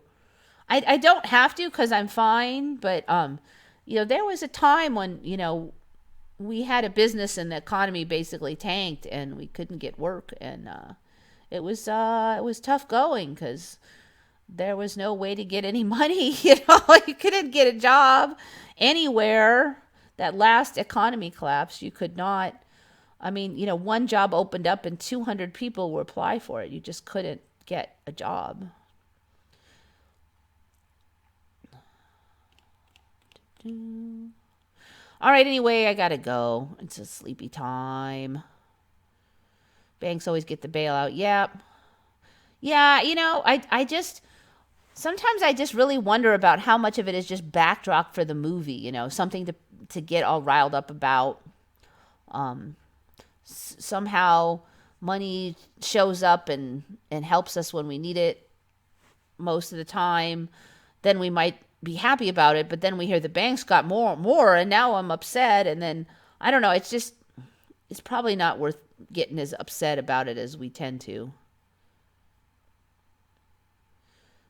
They already done it. I'm technically not homeless because I'm between addresses and receive Centerlink benefits. I was applicable for 30-day.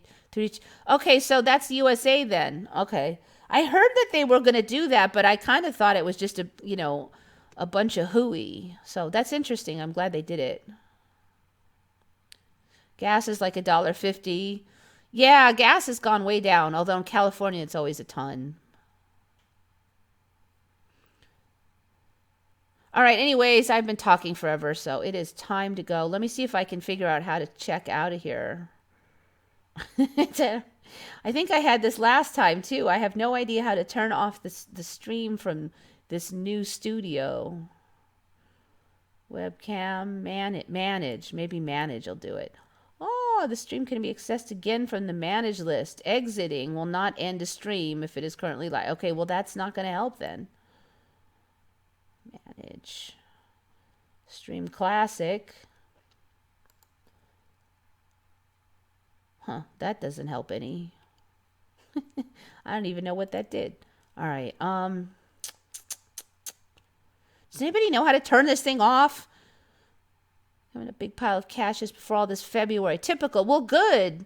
Then you don't have to worry as much. I just hope everybody who needs the money has it. I kind of wonder sometimes. I mean, like, I do wonder how many people are real and how many of the stories are real.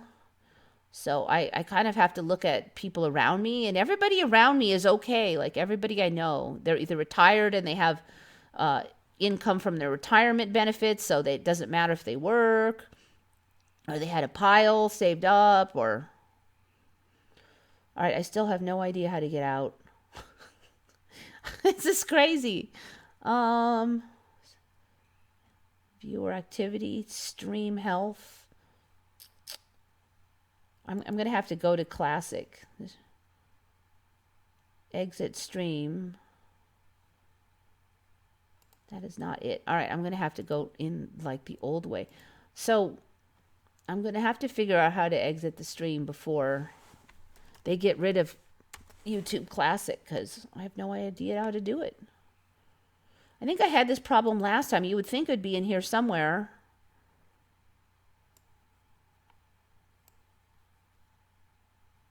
The Never-Ending Show. Yep, you can just like watch the cat sleep all night. It'll just become one of those cam shows, you know, the cat cam.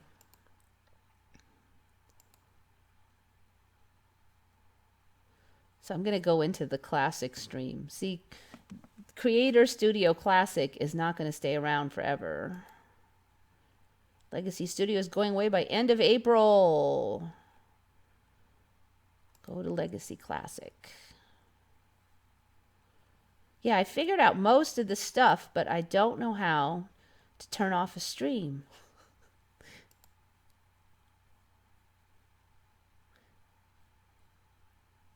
All right, and then here, all of those thumbnails of the tongue sticking out is me going while I try to figure out how. Once I figure out how to do something, I hate having to learn it all over again. And that's every time there's an update, they have to change everything. See, it's so simple. Stop streaming on the old one. So, thank you all for coming. Thank you very much for all the donations and for many good ideas, as usual. Think good thoughts, everybody. This is Eva from Once Upon a Timeline.